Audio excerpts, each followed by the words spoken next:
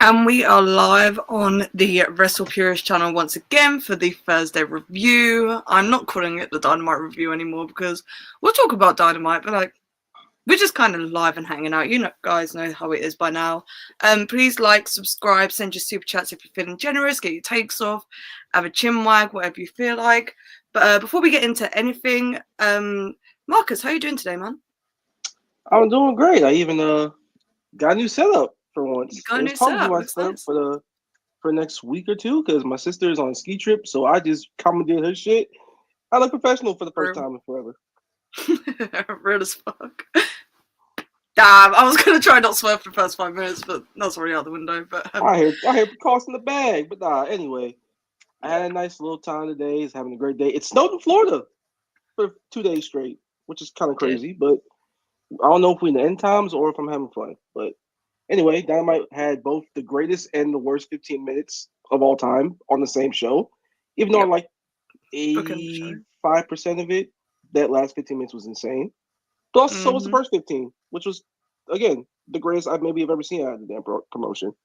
And the cons, as we speak, are hashtag spinning the block for my football fans out there. The good guys won. Jacksonville, huh? Now, Rob. Where your coach at? Yeah. We working on that. We working on that. Yeah, that's what's up, bro. That's what's up, bro. Working on anyway, that. Anyway, we about this. We spin the block as we speak. What y'all doing? We're making some moves. Making some signings. Yeah, what you finna be the coach? Yeah, I'll do a better job than Dennis Allen. You throw the ball to Rashid Shaheed all game. You don't throw to anyone else. You gonna be like Darwin Ham? Don't care. Yo, it's gonna be like Darwin Ham with the damn playbook. Throw to Shaheed. Salute. Everybody playing their game. Everybody doing their thing well. Y'all doing y'all thing, man. Salute. Let's keep going. Let's keep having fun, man. Go hard on them. What's going on? I really don't know what's going on. We're gonna teach you about Darwin Ham one of these days, Charlie. Indeed, I'm sure of it. Imagine. I don't remember. What were we about to say? I was gonna ask how you are. I've been all right. I've been all right. How was your birthday, man? It was my birthday was fine. My birthday was fine. I mean, I was snowed in for most of it, and then I started my Twitch stream. It got banned, but it ended up being pretty all right. Yeah, bro. They was like, yo, I'm sitting here looking at everybody else. I'm like, yeah, okay. I had Raw on the night before. That it was fine. They didn't take me down. I had 84 people in there, right? But then I had NXT on the screen, right? And then it said 157 people. When it said 157 people, I said, okay, this is a little bit too much. I said, the black vans are definitely here. And then then Roxanne, Bailey, Julia, and Cora Jade all got in the ring. And all of a sudden it said connect in the chat. And I said, oh, fuck you, brother. Oh my God. So yeah, they took me till literally 7:25 today. Well, which is 8:25 Eastern. So but I'm gonna be unbanned afterwards. I'm gonna be going live after the show. Just playing the game until we do self-made night in Discord, which we are doing more match recommendations. So be there for that. So yeah, it's been my birthday was fine. Other than that, it's Dynamite last night. I have not to quote a certain top 700 wrestler from Chicago, but I have a lot of things that I need to get off my chest about last night's Dynamite. I have a lot of things I need to get off my chest. I saw some tweets. I'm ready. I was very upset. I was very annoyed and upset. Oh, same. Am I upset anymore? I don't know. I don't know if I'm upset or just over it. But like, I actively feel nothing towards the main event scene anymore. Wait. Top 800 wrestler. There we go. Good correction, yes. Good correction. Before we do get into Dynamite, though, I am going to do a plug at the beginning of the stream. My Christopher Daniels follow-up article came out today, so Yes. After the stream, go give that a read. Go retweet it and such, please. It's retweeted on my page. It's on the Wrestle Purists Twitter page. Please check that out. Thank you. Very proud of it. But, the last one was pretty beat. The last one she wrote was pretty beat. So go read this one. Thanks. Very good follow up to what she had before, man. Y'all definitely go peep that out. Thanks, guys. Thanks. Anyways, Dynamite stuff happened.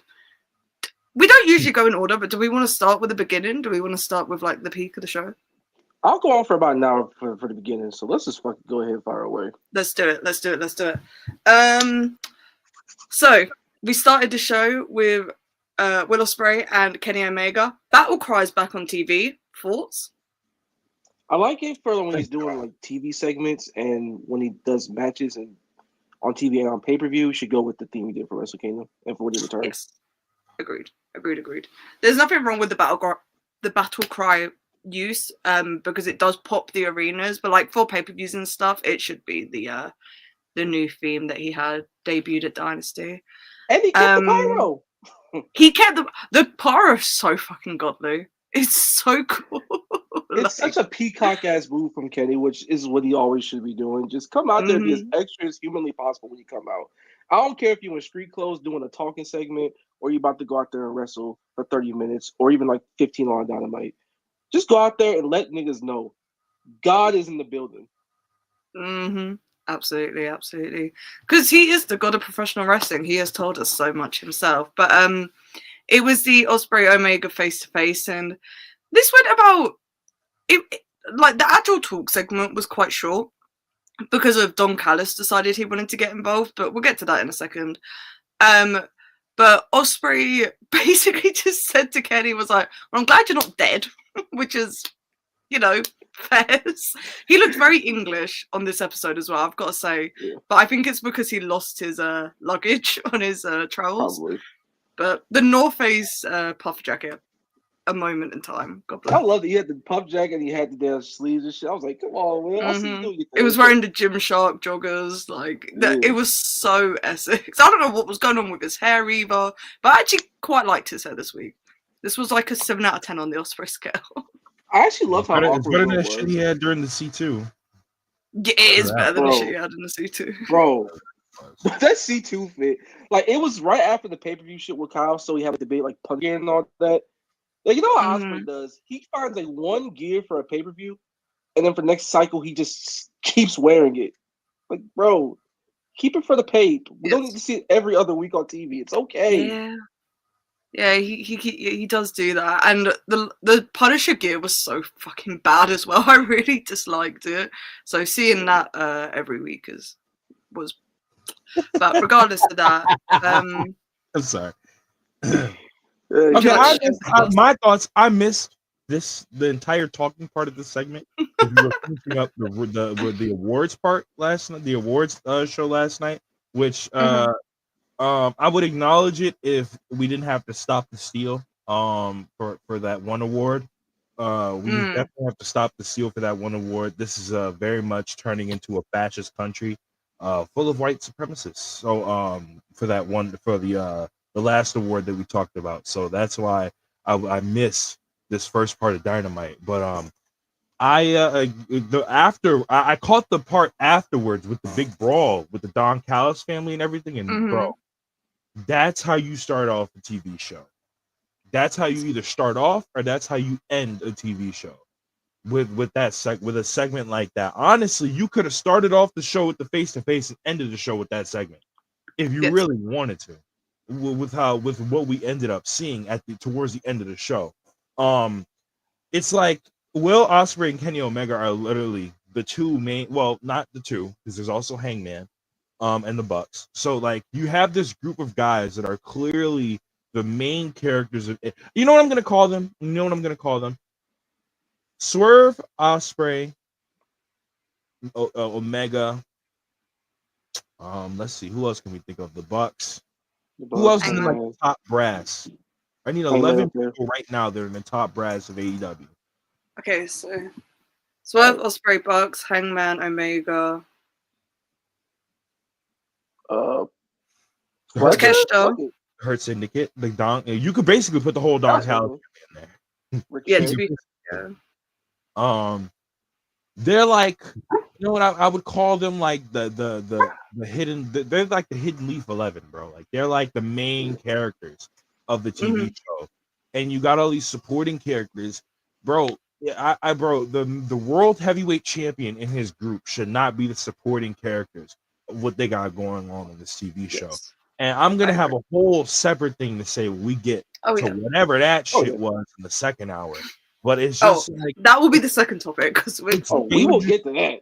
Bro, they got two different heel groups. One heel group is holding a bunch of mid-card belts and a Ring of Honor belt. Well, he just lost it at Final Battle, but you get what my point. They're holding mid-card belts and they're going for tag team titles, and they're more important than the AEW Trios champions and the AEW World Champion right now that are supposed to be the top heel act in the company. They have people in other companies that are in front of like 400 people weekly at the CWC that are more over as heels. Ridge Holland has been a more over heel in the past 3 months than the Death Riders since the Death Riders started.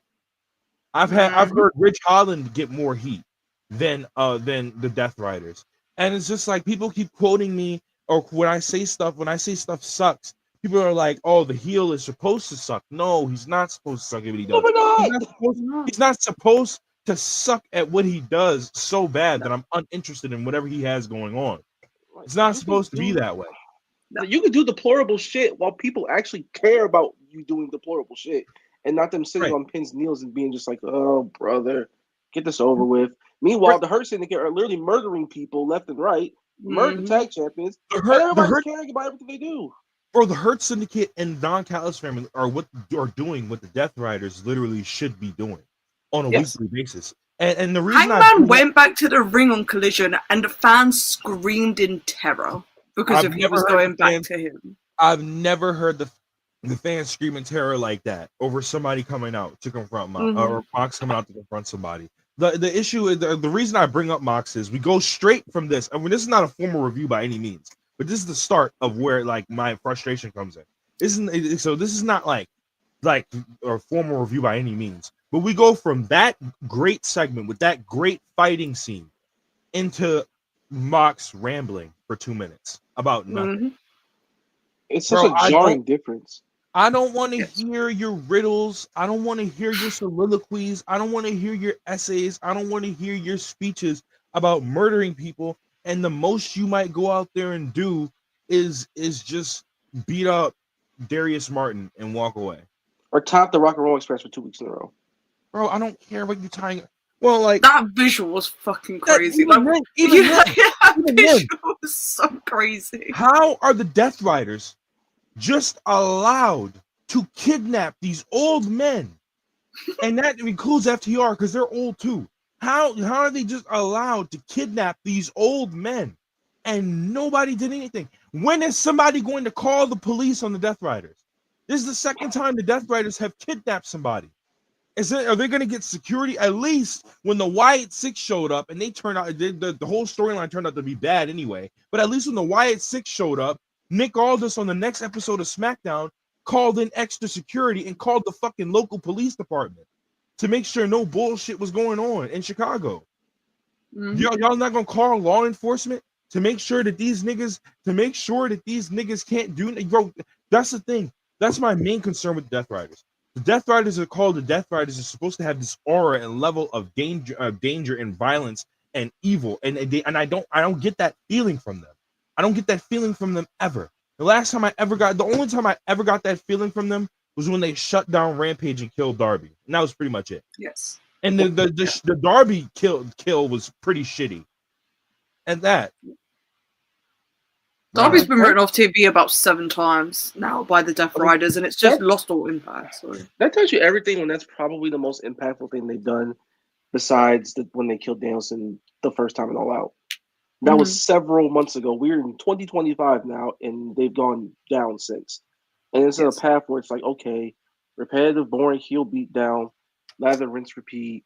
Probably boring match. I'll be shocked if it's not fun on TV. Lather, rinse, repeat. Chemical warfare. Lather, rinse, repeat.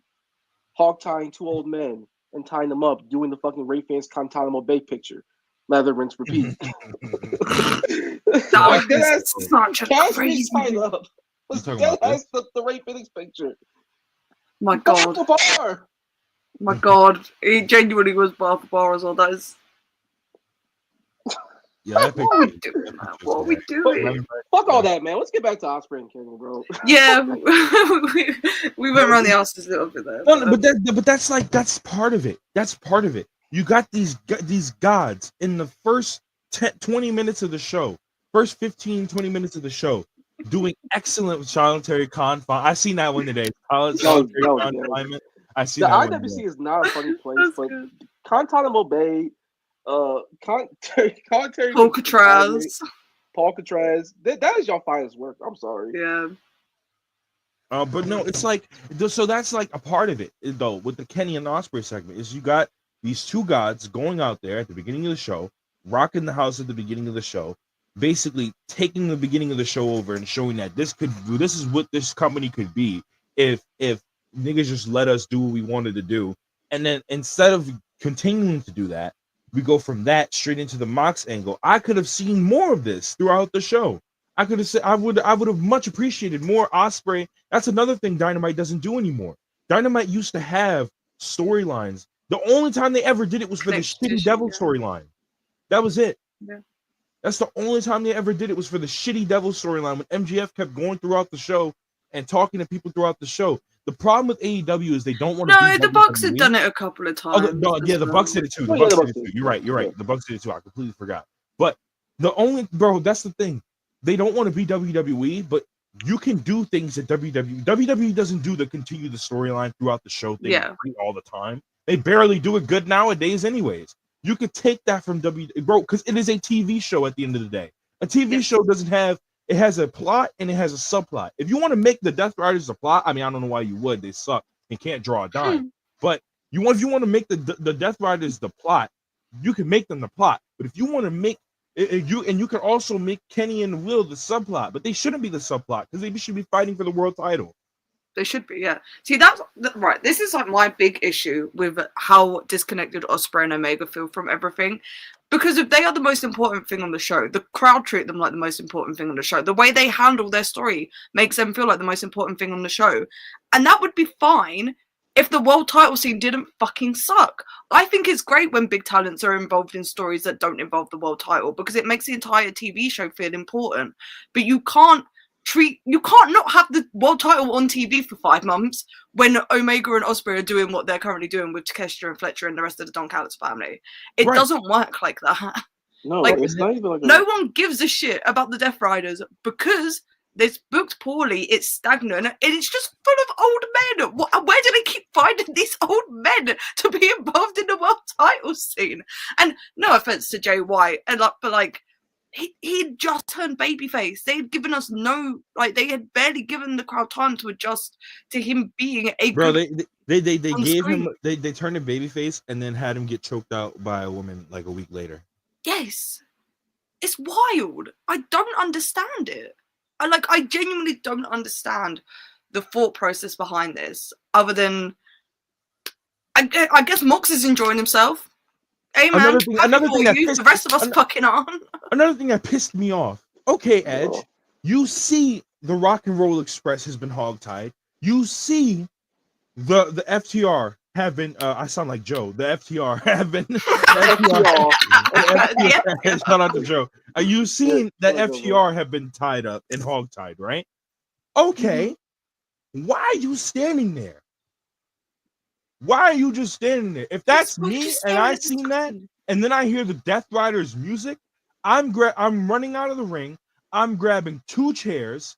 I'm hitting Pac with one of them, and then I'm setting Pac up for the concerto. And I'm saying, if you take one more step near this ring, I am crushing this British nigga skull right now. Right now. Why didn't they do it? But they didn't do that. He just stood there and watched them come down to the ring. And it's just like baby faces in AEW.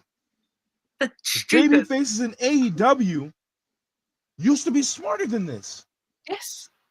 They used to be way smarter than this. This is some Charlotte Flair destroying Bianca Belair's leg and Rhea Ripley doing her entrance type shit. Like this is literally what that is. And it's like, I know it's, bro. Cope, you're smarter than this, bro. You got me blocked because I used to make fun of that one gimmick you had. But Cope, you're smarter than this, bro. Incredible. You got me blocked, bro. You're smarter than this. You are definitely smarter than this. You're the rated R superstar. The ultimate opportunity is why is this happening? In old age, sometimes you forget the things that got you to the dance, including how you did that match. But we'll get there when we get there. Oh yeah, I ain't talking about the match just yet. Fuck me, I'm not talking about that match. Yo, I'm letting y'all know right now. They might do most of the talking because I did not watch that match. Nigga, I was sure. And you know what's crazy? You know what's crazy? I might never watch it. I might never ever watch it. There's no point to. There truly is no point to. What they said January 6th, ain't nothing going on over there. Ain't nothing going on in there. We've been there before. We've been there with heel pack in 2025. We've been there before. Ain't nothing going on in there. Ain't nothing going on. I have no issue with heel pack. It's just he needs to be working people that can bring the level of dynamic offense that he has that he's not currently using. But that's regardless of the point. I'm not talking about that. Omega Osprey. Let's get back to the good shit because we went way off topic there. But yes, Omega Osprey chatting in the ring. Kenny basically called Osprey a bitch. In more words than that, and not as direct as that. But then Don Callis felt the need to get involved. He said 2 words before Kenny went and jumped him because it's on site with Don Callis, as it said, fucking should be. I'm not here for revenge. I'm not here. And the minute Callis' fucking theme hits, he's just like, no, fuck this nigga. Genuinely. He's like, hold on a second. Hold on a second. You know what? I lied, y'all. So I'm not here for revenge unless it's that guy, because fuck that guy. Like to the talking part, because I know I didn't catch this part so much. I love how both of them came across because one, they did the simple thing that most bookers should always recognize. They just simply did not forget what happened between them, and they presented their characters as such, and they talked like they normally would. Like, how would Kenny Omega react to Will Ospreay begging for his help when he's been nothing but a complete ass to him? One, and then two, Osprey did try to kill him like 2 years ago, like in his home country. That happened. Yep. And Osprey basically came off like, "Hey man, my fault. My bad. My fault, big bro. I was brainwashed, big bro." Like he was awkward as hell, and that's how it should have came off. It came off like 2 people who got divorced or had like a shitty relationship randomly meeting at a bar, and it's like, how you doing? Good. How you doing? Blah blah blah. It's like, well, I ain't gonna lie, bro. My fault for all that Callis shit. I don't fuck with the media no more. I can't do this shit alone, bro. I was gonna do the Death Fire stuff, but I'm still stuck in beef with these 2 people. And I like that they added that part. And it definitely wasn't creative to add that part, by the way. No. But I like that they added that part, they annotated that part in there. And it basically answered the question of why hasn't Will Ospreay tried to go after the Death Riders? Well, the reason Will Ospreay hasn't tried to go after the Death Riders is because he's stuck with the Don Callis family, in his own words. Yes. And bro, if AEW could just do more shit, bro, don't turn into Vince, bro. We remember, okay, bro. We may have short attention spans. This may be the generation of short attention spans, but we remember. We do remember, dude. Because why? It's all on the internet. It's all on the internet. Vince McMahon tried a lot of things and tried to get us to forget a lot of stuff that we did not forget because it was on the internet. So it's there and it's out there. So it's like, don't sit there and try to like. I like the fact that they didn't retcon that. He was like, I'm trying to save AEW, but I got to take care of Kyle Fletcher first. But I enjoyed the second half because I missed the first half of that whole segment. It was such a great stuff because it wasn't very long. They kind of just got this shit off very, very quickly. Where Osprey's like, my fault. I need your help, please. And Kane's like, actually, fuck you. You tried to kill me. Why should I help you? And this is very. Kenny being like, congrats on being number 2 now that I'm back. I was just like, he's talking his shit. Ain't nobody give a fuck about you. Ain't nobody love you like that. I'm here. It took diverticulitis taking me out for people to recognize your greatness. I was like, yes. Oh my god, Dev, Taxes, and Kenny Omega being a complete dick to Will Ospreay. So good, so good. They should keep that dynamic forever. But to the brawl, Fucking awesome. Osprey didn't get involved straight away. It took about 30 seconds. It took Kyle appearing for him to get involved. Because obviously Omega went after Callis. Then Takeshita came out and jumped Omega. And then Fletcher came out to help Takeshita. And then Osprey got involved from there. And they brawled around the whole fucking arena. And I've got to say, one, this crowd was hot as fuck. Like, pretty much the entire night, but for this segment especially. And this arena was really fucking cool. I don't love, like, the scaffolding around the ring, but it was great here. It added a lot to this venue. But yeah, this brawl, they were in the fucking crowd. They were backstage. Kenny and Osprey were like actively working their problems out during this brawl. Marcus pointed it out in a group chat last night. Like they were like figuring their shit out as they were like fighting off the Don Callis family. And then they did the fucking moonsaults off the fucking barriers. They lost their shit. They lost their minds. There was a lot of cool stuff that happened in this brawl. I'm kind of just pinpointing a few little things. They put Lance Archer through a table backstage. It was so sick. But like, I loved the brawl. It was very good. Everything worked well because they basically shot it like it was just one giant like Falls Count Anywhere match. No ref needed. And then Osprey and Kenny just kind of having a short little back and forth. And then actually being forced to figure their shit out in real time against the Callis family. Osprey just shot and give me a hand. Yeah, and then him showing just a slight bit of hesitation when everything first popped off. Then Kyle comes out, and he just saw blood from there. He's like, you know what? Yep. Now I remember why I wanted your help. Fuck Kyle Fletcher too. I gotta go get my lick back on him. I still have my issues with him. And then they kind of just went from there, and they kind of just figured it out. And then the camera work on it. They shot it in like one continuous swoop. They just went through the back, through the merch stand, through concessions, all the way back in front of the fans where they got onto the scaffold and onto the balcony and stuff like that. And the twin moonsaults, the way they shot it. Kenny went. Osprey got so much hang time on his. It was unreal. I don't understand how that works. Like, how does that happen? How do you float through the air like that? That's why he's the real assassin. This is true. This is true. But it's like they didn't even need to talk because at that point they're above that. Like they know what the score is between them. They'll get there when they get there. But for now, it's about the Callis family. We gotta figure this shit out. We're gonna have to figure it out in real time. Let's just say fuck it and figure it out from here. Yes, so fucking cool. Rob, brawl thoughts. It was a perfect brawl, the perfect way that it should have been done. Them fighting all over the arena. The heels getting the advantage at first, but then the baby faces coming back and taking them out, and then getting their point across. Basically saying, I know what this is, and I know what's going down. You want Fletcher, I want Takeshita. Takeshita wants to fight me. You want Fletcher. Fletcher wants to fight you, and I want to fight. I want to fight Takeshita. So he's basically just like, well, Grand Slam, tag team match, you and me, Takeshita and Fletcher, and it's perfect, bro. That's the exact way. The brawl into that announcement is the perfect way that you do that, because you basically set it up with the brawl to basically make people say, well, shit, when this match happens, now I'm actually gonna watch.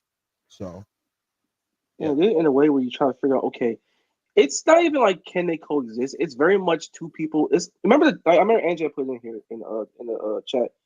Remember the Dream Team stuff in New Japan when Kenny where Okada and Tanahashi had to link up in the club.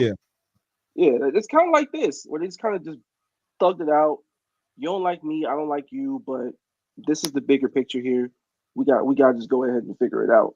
We got to go ahead and give it. It was like a preview tag damn near without it actually being a tag. Yeah, absolutely. Yeah, the brawl, like, I saw a few people being like, why did they brawl for so long? Because it was fucking awesome. That's why they brawled so long. They actively figured their shit out and they were telling stories, guys. I thought you guys liked stories. That's what we do. It's show don't tell, which is the best way of storytelling.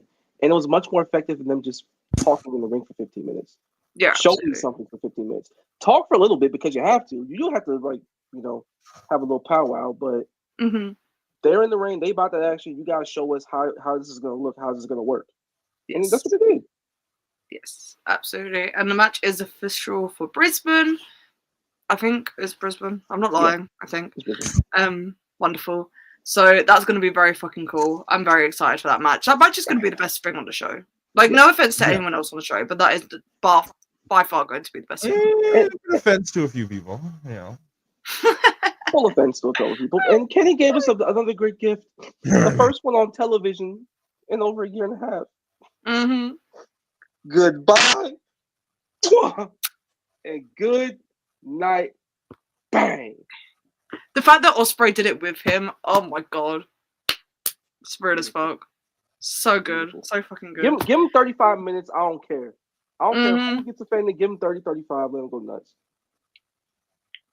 With it being a tape special, I'm not convinced Tony's winning it anymore. Let the main event. Just let the tag main event. It's what the crowd's going to be the hottest for. Like. Oh, 100%. I'm like kind of 60-40 on Tony in the main eventing because they put so much into it. But this is the hottest thing in the program by a country mile. I don't care if she's from Australia. Cal from Australia too. You can work that out. Yeah, man. It's like I would love the women's main event, but it's not as impactful if it's just a tape TV special and not like an actual like pay-per-view or like thing like that. So I don't know. It's not the end of the world if they don't. Tony and Mariah don't main event. I actively think it will be better for them and the card structure if they open the show. But I also cry. It's Kenny Omega. It's Goku. It is Kenny Omega, bro. He's got to be main event in everything. Like, I'm sorry, but it's Kenny Omega. I don't know what you want. This is Goku and Vegeta linking up. This is Madara Uchiha and the first Hokage linking up to form the Hidden Leaf Village. But like, you know what I think? You know what I think they might do? I think they might just let Mariah and Tony have the main event anyway. Because if it was a pay-per-view, then it will be totally different. But if since this is now downgraded to like a TV episode, I think they might just give him like a Battle of Belts type thing. I think they might just give him the main event. Not saying it's Grand Slam, so I'm not saying it's on the same level as a Battle of the Belts. Something that Tony doesn't give a fuck about. But like they might just give them the main event since it's downgraded to a TV. Yeah. Because they definitely was the main event in the pay-per-view. I'm just letting y'all know that now. No, absolutely not. Yeah, no, it was not. No, they weren't. No, absolutely not. Any truth to rumors of them changing menu for All In? I've heard nothing of the sort. No. So. I heard no. Absolutely not. Brother, we're like 6 months out from the event. It's fine. They'll sell tickets. Don't worry about it. Like, where you go? Yeah. They could have easily called the show Grand Slam Down Under. Bro, 2 years ago they would have. Now. They don't like fun things like that anymore. Everything's too serious in the company. Well, you got to think of the casuals, Charlie. Think of the casuals. Oh, man. Casuals, Casuals. Love a casual wrestling fan. How many tickets have they sold for All In? Just over 11K now, I think. Yeah, about around that, yeah. But yeah, I do miss fun TV special names because they used to do such things. I miss what the fuck was it called? Beach Break? That one? Beach Break, yeah. They did it last year, didn't they? They did do Beach Break last year. Beach Break being in like January, February time did always make me giggle though. Like, remember the first one being in Cleveland, and they had that Teen Taz promo where they were out on like the cold, like frozen ass beach, and Hobbs had that fucking fur coat with no shirt. Yeah, that shit was hard. That was good shit. And I don't think it was a good show, but the name Quake by the Lake always just made me laugh, and I don't know, it was silly and fun. I actually like that show quite a bit. I can't remember if it was a good show. I just remember the name of it. They had the Brody Darby match, and then okay, yeah. Bash at the Beach. Is that the show I'm thinking of? That was Beach Break. That was 2020, and they didn't even got the name back because they changed it to Beach Break. Right. Yeah, why don't they do Bash at the Beach anymore? What's up with that? I think because they hate fun. No, did WWE just take it back or no? They took it back. They traded that name. They traded that name. They started using Beach Break instead. Yeah, they traded so Cody could get his name back. Like Cody just gave up some trademarks so he could get his name. Yeah. Okay, bro. So you gave it up so you could get. You gave it up so you get your real name back, just for them to get it back anyway. Yo, Cody, you're a loser. You a funny man. You a funny nigga, bro. You're a fucking dork. Funny nigga, Cody Garrett. You a funny nigga. They stopped doing Fighter Fest. They stopped doing Fighter Fest as well. I'm surprised. Yeah, Road Rager was fun as well. I loved the graphics for Road Rager. Bro, I'm surprised they even do New Year's Smash anymore. Legit same. St. Patrick's Day. They stopped doing St. Patrick's Day. I don't even remember what happened on the last St. Patrick's Day, but they stopped doing that. Like, bro. They really do hate fun. And I guess it's because they got the monthly pay-per-view formula now, which we didn't get one this month, but we were supposed to get one in February with Grand Slam was supposed to be the February pay-per-view. It was supposed to be. But and they got Revolution, they got Dynasty, they got Double or Nothing. So they're kind of going with the monthly format. Yeah. They're skipping some months. But who cares? Yeah, it's always the summer period that's like a little bit messy because they've like June's probably going to be Blood and Guts again. Probably, and then you have it's like everything back to back to back. Especially last year, kind of messed things up. Oh my god, that fucking all into fucking Grand Slam. Not even Grand Slam, like mid up until Wrestle Dream because they had like the anniversary shows and all that as well. Like, you know, it was like back to back to back to back to back to back to back. I was like, God damn. Hiring. Wait, when is Forbidden Door? The 24th of August. Yes, oh shit! I had no idea they moved that to August. Yeah, they switched it with All In because it's in London this year. Yeah, and All In's in July. So, so they basically don't got nothing going on in June, huh? No, just Blood and Guts. If they even do Blood and Guts, I don't think they should do Blood and Guts every year, and I don't think it should be at the same time every year. But Tony Khan loves consistency. Well, no, he doesn't. He loves consistency in his calendar, not in his. Well, Charlie. John Moxley has to do Blood and Guts this year, Charlie. The Death Riders put a gun to my head and pulled the trigger. The Death Riders have to do Blood and Guts this year, Charlie. And you know they're gonna like sacrifice somebody to get the other team to give up, and they're gonna do their stupid wrap the chair around somebody's head thing, and then Darby's gonna have to be like, all right. Pieces usually win Blood and Guts. It'd be interesting if he was actually won Blood and Guts once, but that never happens. Because they always have to do Eric in the arena first, and then you got to do Blood and Guts to actually end the damn thing. There's like 7 weeks between All In and Forbidden Door. Interesting. No way the Death Riders last that long. What do you think? Listen, if Blood and Guts is when it usually is, that comes before All In Texas. Hey, man, anything's possible. Anything is possible, but please, for the love of God, me personally, Will Ospreay's winning the title at Revolution. What do I know? Yeah, that would not be happening, unfortunately. Dynasty, because he's got to get that Fletcher match in like that. The next singles match. We are going to Dallas, and you will like it. I simply won't. Whether it's Darby or not, you will be going to Dallas. I mean, I'll be in Dallas. I won't be happy about it, but I'll be there.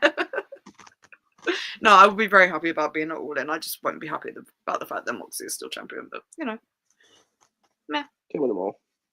Can't win them all. Listen, man, it's because, right, the issue with the fact that people online want to pivot is because people bitch and moan about the wrong things all the time. And now that there's like a legitimate issue in the company that's like actively detrimental, people who see the criticism from the company don't give a fuck. Because why should they? Because fans have complained about arbitrary things in the past. So it's Jova. They ain't gonna listen. It's a part in the win at this point. Because like bitch about everything. So at that point, it's gonna get lumped in with stuff that you should be bitching about. Mm-hmm. And this is the biggest thing everyone should be bitching about because actively bad doesn't draw anything. People don't care. Swerve, Osprey, Kenny, all that stuff is actively drawing well on TV. Someone said in the chat earlier that Swerve and the Kenny Osprey segments had the biggest 4 hours of the. Because of course they fucking did. Show. Because of course they did. Because they're the hottest thing. Drives me nuts. Drives me absolutely bananas. But yeah. But anyway, what we want to talk about now? What do you want to talk about? What do we want to talk about? Should we get into some super chats? Yeah, We'll throw some super chats up. Oh yeah, we can get. Let's get to some super chats. Let's do that. Please keep sending your super chats if you're feeling generous. Also, like the video if you haven't already. Van Jiminator, what a name. $4.99 super chat. Loved Hater's work carrying Julia to what was a really fun match. I know not everyone sees her as a top woman on the roster, but def top 5 for me. If you're talking about Jamie, I hope you're talking about Jamie, because who doesn't see Jamie as a top woman? If you're talking about Julia, I respect it, but you're wrong. You are very much entitled to your wrong opinion on that one, my brother, if you're talking about Julia. But Jamie, Indeed. yes, she is top 5 on that roster. They're alive. Absolutely. Oh wait, Arkham, I was pulling the Ebu. My bad, bro. My You fault, did y'all. as well. That shit was all about here, bro. I was pulling the Ebu. My bad, y'all. No, it's these it's these corn, whatever this shit is. I didn't like them at first. Now they're addictive. My goodness. Hey, bro, if you're getting 50K, if you do what you want, ain't that right, Rob? Yeah, man. You know. But yeah, no. What was I about to say? Another match I didn't watch, and I probably never will watch. So yeah, no, but it was better than the first one, but that doesn't say a whole lot. So it's not like I don't like both of these women. I just think that one is good and one should be in Ring of Honor. So yeah, it was aggressively okay in parts. It was a lot better than the first one, but the first one was absolutely horrific. This one was okay. It was a possible TV match. Yeah, it was fine. Nothing to write home about, but it was fine. Yeah. Something to write home about, though. Jamie's promo after. Oh my god. I don't know who Malachi Black wronged backstage, but apparently it was everyone. Yo, it's fuck Malachi part 3. It's funny as shit. I didn't they did that, and then they ran the vignette after the match, which was just basically another fuck you to Malachi Black. Also, what happened, Rob, is that after the match, like Jamie cut a promo with Julia, like basically saying for her. She said she was like, "You tried to kill me, did all this, did all that. You don't really need nobody. Like, whether you do this, do that. Like, you a tough motherfucker. You were tough bitch." Which is what she said. Mm-hmm. She did the Osprey thing that Osprey did to Buddy. Yes, exactly. She basically like little sister. Mm-hmm. Did you see the vignette they had for? I keep going to call them House of Black. I guess they're not House of Black anymore. I think it was like the Hounds of Hell Summit. They got a new faction. I don't bloody know. They're cool as fuck.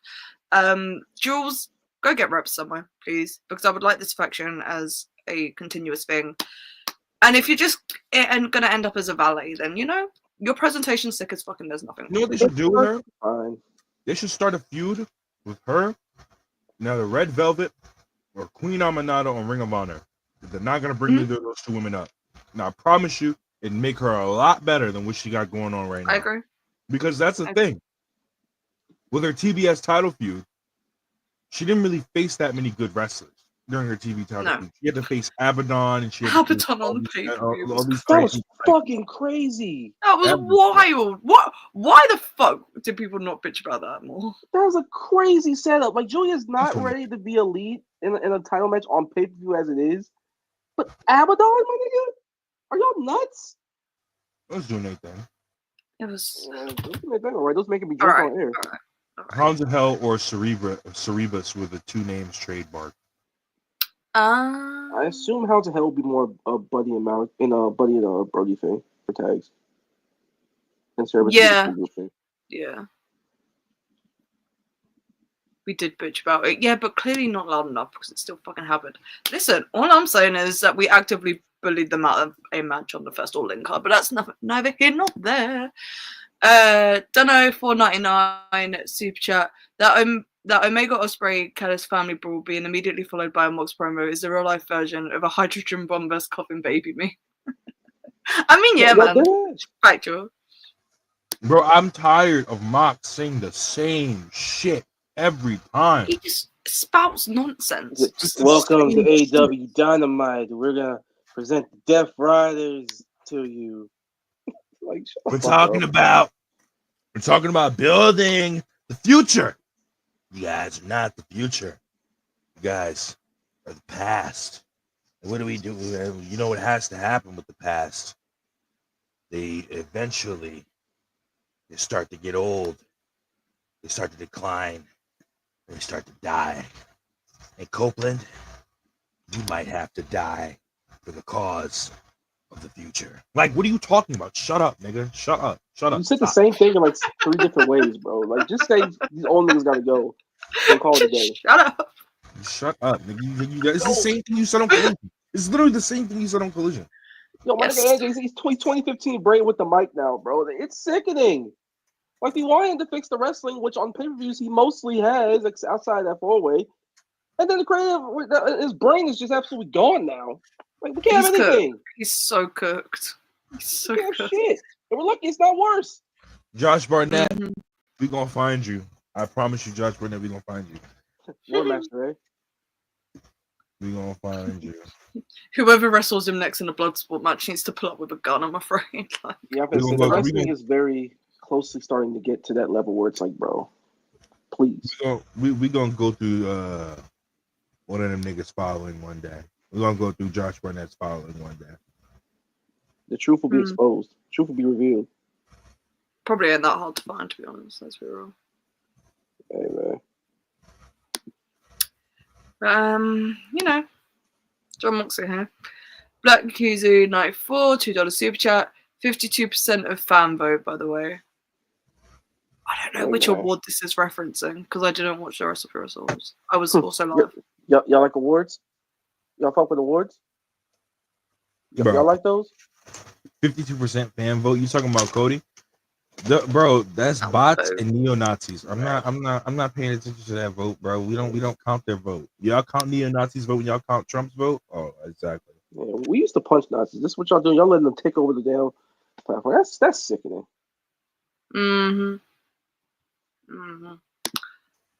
Yeah, punch your local Nazis because fuck them. Anjan PN $2 super chat. That opening segment gave me some hope in the dub. Yeah, man, it was fucking sick. That's what AEW should be.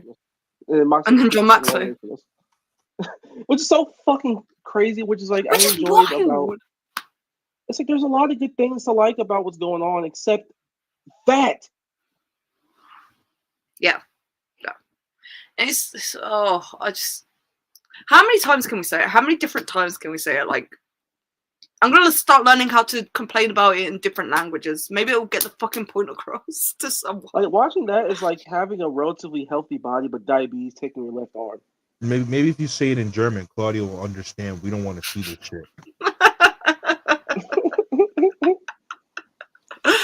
Oh dear. Deary. Bro, because whatever we figured out the reason, by the way, that he started speaking German.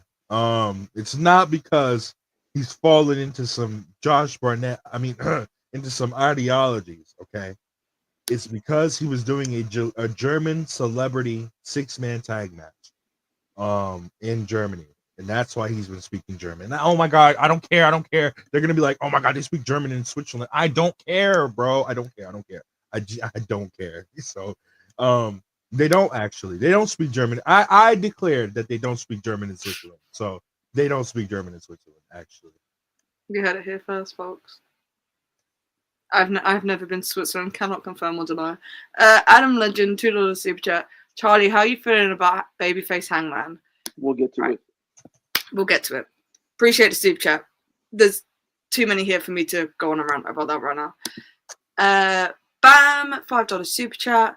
Omega and Osprey are Goku and help. Vegeta. Thank you. Vegeta. I did almost pronounce that wrong. Very embarrassing. Shadow and Sonic in real life. Hangman, hopefully this rebuild is the last one we have to do. Charlie, Rob, Marcus goes. Yeah, man. Yeah. Hangman. Oh God. There's a pathway for that working, and the way they went about it last night is a pathway that I am there for. I'll put it that way, and then we'll actually go. Like I will say, I enjoyed the segment, but we will discuss. There's a way, but there's a lot of like. There's, Wiltshires in $5 super chat. It's going to be nasty work when TK books Julia Hart versus Alexa Bliss at Double or Nothing Log. No, why would you? Like, I saw the Alexa Bliss stuff. I know that she's not coming back to WWE or whatever because of contract negotiations, but What are your guys' problem? Why do you put things like this into the I like Alexa universe? I like Alexa Bliss. I don't want to see that. I like Alexa Bliss. I think she did some great work as the goddess in WWE, and they actively ruined her character with how heavily she was involved with the Fiend stuff. But bro, oh my god, it's so bad. I like her, but not enough to actually want to see her in the company I watch. Yo, I'm not trying to listen. This is what I'll say. I'm trying to see head scissors and shit and flips. I'm not trying to see. I'm not trying to see. I'm trying to remember what that was she did. I'm not trying to see Sister Abigail, bro. It's just not happening. With all due respect. With all due respect, exactly. Respect due to like that whole. I'm not trying to see Sister Abigail, bro. Nah, we good on that. We are good. So. No, thank you. No, thank you. And Jean-Pierre, another $2 super chat. The Stinger is hashtag woken it up. Why Sting? Why? I'm assuming this is in reference to 2025 being his last year doing con appearances in the full get up. Hey man, he's in his 60s, bro. It was gonna happen. But we about to get We about to get Christian American badass Sting. Let's go. Big Borden, baby. We about to get big. It's about to be a Steve Boy. That's not Undertaker. Y'all see come out on TV anymore. That's I don't know. Whatever. Mark Callum. That's low train thought. Yeah. Hey man, Big Borden coming soon. Y'all just gonna have to hashtag cry. It is what it is. Y'all getting preyed on. Y'all are praying at those Comic Cons now. We ain't doing no. Ah! We are doing the Lord's Prayer. Mm-hmm. Just hello, how are you? We're not doing the Sting battle cries anymore. For real though, what an icon. No pun intended. You got the tattoo to prove it. Sure do. There we go. It's one of my favorite tattoos I have, genuinely, and I have a fair few of them in this one. And Jean-Pierre, another $5 super chat, thank you. I've given up. I know there's nothing I can do about it. So until Mox is champion, I'm choosing to ignore the existence of the main event scene and the Death Riders. Yo, Ajab was crashing out so bad about AEW yesterday that I tweeted something about like the opening angle, and he just immediately assumed I was talking shit. He was just like, "Yo, I don't know why they didn't talk for longer." I was just like, "Brother, why have I got to explain myself that I was the way I was tweeting on Main?" It was really funny. Not to call you out, Ajab, but you went too deep, bro. They completely broke my son's brain, bro. It's over. They completely broken Ajab's brain. Bro, they killed Drain. They killed fucking Oh my god, bro! Drain's tweet. Bro, Drain didn't even. He didn't even tweet no capital letters. He said, "Huh, another Death Riders ending, huh?" Mm-hmm. Wow. It was just like they laid out the baby faces again. No LMAO. No. Oh my fucking god! Just not this rules. Like Drain is the greatest because you can obviously tell when he doesn't like something when he just tweets out what happened verbatim. Like just a quick summary, like. Chris Jericho will be challenging for the ROH title on Dynamite, or another Death Riders beatdown angle at the end of Dynamite this Wednesday. And that's it. Another beatdown, huh? Wow. They're breaking the strongest soldiers. If WWE Real One ever tweets anything negative about AEW, it's the end times, bro. He just doesn't tweet about John Moxley, and it makes me laugh so fucking much that he just ignores everything to do with the main event. Just straight no sell the main event, which is kind of ass because I like a lot of what's going on in the main event. It's just a piece of shit. But it's like, bro, please, somebody, anybody, save us. I don't care if John Moxley wants to quit AEW if the shit gets canceled or something. I don't care. You can walk. Honestly, genuinely, like take a hike, you bald headed fuck. Be a boss, please. For the love of God, be a boss. That's all I'm asking for. But you know, Anjan again. Another $2 super chat. Can't stop thinking about a perfectly booked heel Hangman in another life, brother. We'll get to it. I'm not actively like brushing past these super chats on purpose. It's just it'll be easier just to talk about it all in one condensed section in a minute. Zion Burks 199. AEW isn't presented as a sport or as entertainment. Low-key, it's some weird middle ground. It's a bunch of tiny fiefdoms going on, like in segments of the programming, and it's just under one banner. That's pretty much what it is at this point. Yep. The identity crisis. Eva was tweeting about it the other day. That AEW has no sense of real identity anymore. Like they've always been a variety show. Like that's always been absolutely. Which sucks. It's just go ahead. It's always been a variety show. You've always had different pockets of things for different segments of fans of the programming. Mm-hmm. But when it was like firing all cylinders, there was one clear vision and direction that was at the center of it all. It felt cohesive. Yeah, like you had these things, but at the end of the day, this is what this company is centered upon at the end of the day. Right now, it's just like, well, I guess you can have your little section here, have your section in the second hour there, and let's just call it Dynamite for a week. AEW got bad when they stopped doing match, 30-second promo, match. Here's an important promo segment from an important storyline that people actually like and enjoy for about 10 minutes, for about 5 or 10 minutes, and then they would keep going with match. Now, I'm not saying every match would be a fucking classic, right? Back in the day, but like, barely any Talking Dynamite was way better than Talking Dynamite. I'll take 30 seconds. You used to get like 2 4-star matches a week, bro. Bro, I'll take 3 4-star matches a week with Kenny Omega and that one Dynamite where Kenny and the Bucks cut that promo with the basketball. I'll take that type of Dynamite any day, all day over the Dynamite that we've seen for the last 6 to 9 months. I'll take that. I'll take that Dynamite over. Well, not the Dynasty era, because the Dynasty era was all right. Well, Dynasty era Dynamite was kind of fire. Still had a little bit of like, we don't want this on the show, but it still kind of felt like old AEW. But like with new AEW, they keep it's the peaks and valleys, bro. They keep giving you this, and they just keep giving you other dumb shit. Like with Private Party, they gave you Private Party winning the tag team titles, and then they get squashed last night with absolutely no sympathy in the arena, with the Hurt Business being the heels getting cheered because the Private Party won the tag team titles and disappeared. They did nothing. And then the one thing that they did important was have a shitty 4-way tag team title match that was used to get the Acclaimed over on pay-per-view. And that was it. And they went to Rampage for a month until Rampage died. Then they had to put them on Collision because where else are you going to put them? There's no more Rampage. So, I don't know, bro. I don't know. But that whole thing with Private Party, I'm not saying Private Party are bad or not important. They're just good wrestlers and a good tag team that got screwed over in the worst way possible because they weren't supposed to win the tag titles. It was originally the Outrunners. We all know this. This is not a scoop. The Young Bucks came out and said it was supposed to be the Outrunners, and they basically had no plans for them, and so they got fucked over. Yep. So we need more 4-star matches on Dynamite, bro. We need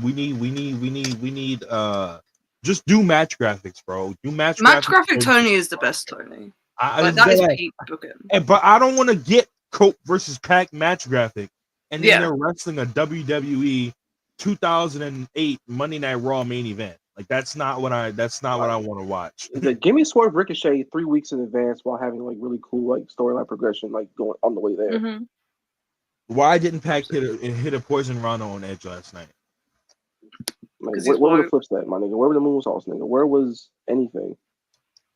It was woke. It was so woke. So woke. I hated that match. I legitimately really did not like the main event, and I love Cope and Pac. So, nigga, I was playing COD watching the main event.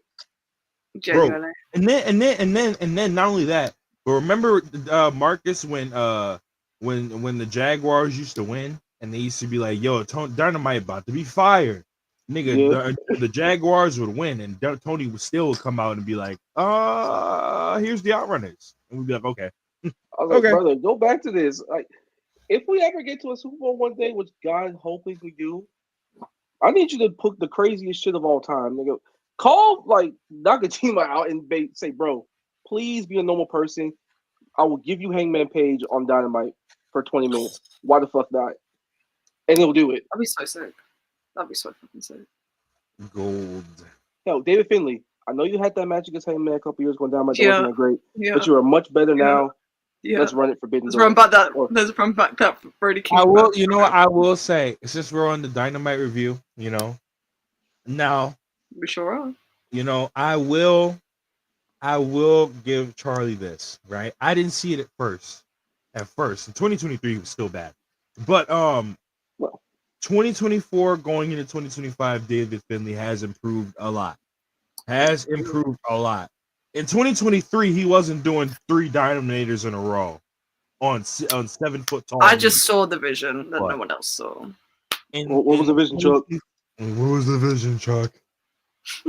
I'm just a prophet. I don't know what to tell you, man. The vision was white man with wet hair and tattoos and will travel. What? Don't call me out like that. What was the first? What was the first word? White man, wet hair, tattoos, will travel. Yeah, I thought you said indigenous white man. I said, wait, what?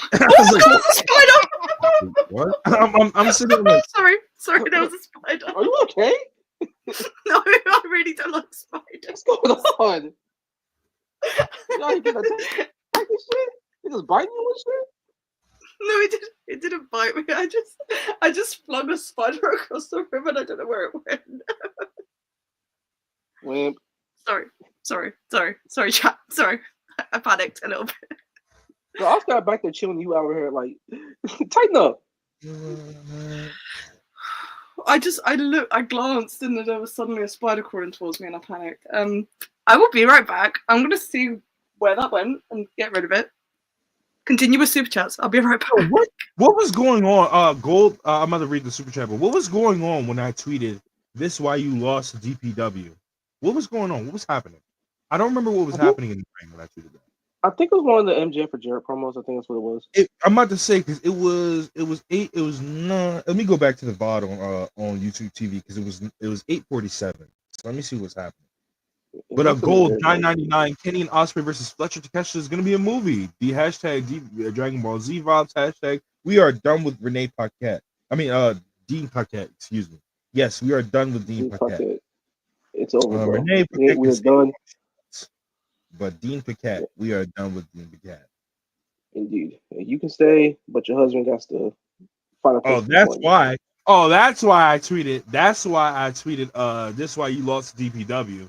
When I came back in the room and I heard them talking about, or when I seen Claudio looking at Jeff Jarrett talking about they was gonna have a match, that's when I was like, this is why you lost to DPW, nigga. And I'm not, and that because that's what made me realize, and I remembered what we had talked about in Self-Made. But that's what made me realize, right? That's what basically made me realize that he's not facing MJF, and he's about to start going after the Death Riders. And I was like, oh no.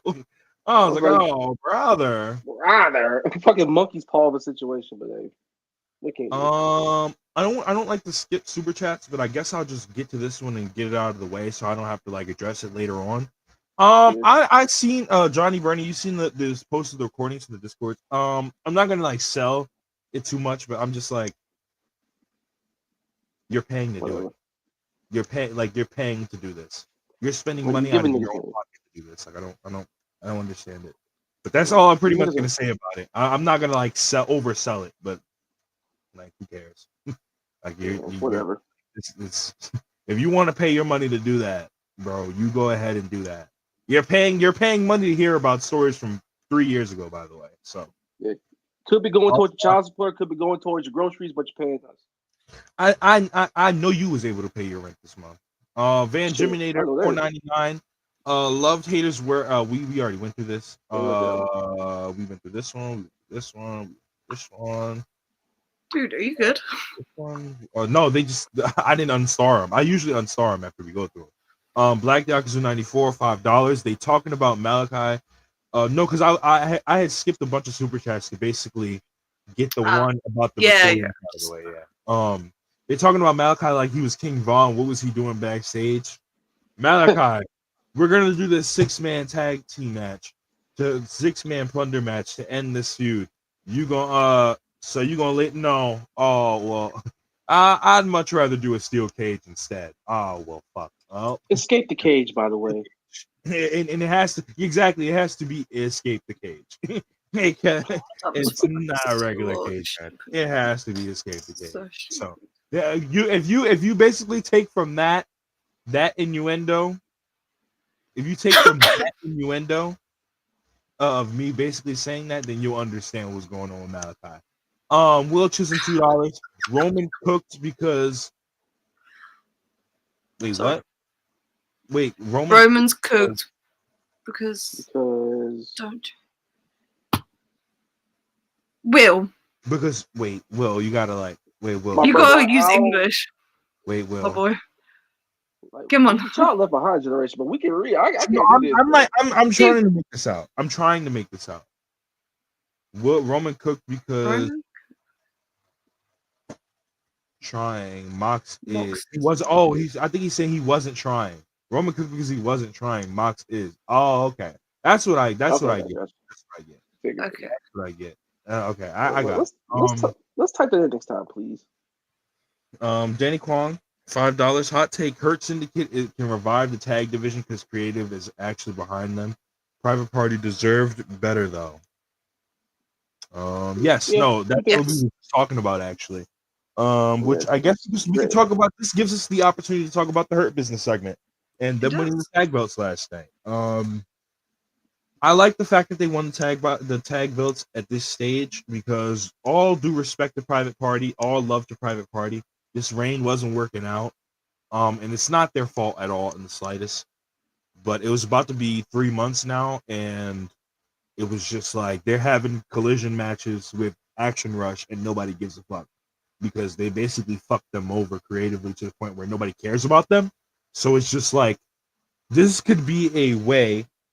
If only we had a fucking brand split for the 8th week in a row, this could be a way for them to build Private Party up and have them have a redemption storyline, and you could have the Hurt Syndicate hold the tag belts as long as you need them to hold it. I would do personally. Is there a pay-per-view that's supposed to take place in New York this year? New York? I don't know because they're not announcing in advance. I think I might. I would take like trickling out news. I would take the next 6 months, building up Private Party and building up Private Party and giving them a decent storyline to work with, where they could get over in the end, except for getting killed in at Arthur Ashe by the Death Riders. I would sit there and build them up for the next 6 months, and I would have them win the tag belts back at either All In. Or I would build them up to All Out and have them win the tag belts at All Out from the Hurt Syndicate. Bro. Because there's a real avenue for this to work. You just have to actually be dedicated to it and actually give them a real opportunity to get in front of the crowd, build an actual rapport, and have matches on your flagship and be consistent with it and not have disappear for a month on end or 2 weeks on end. Like I felt very bad for Private Party.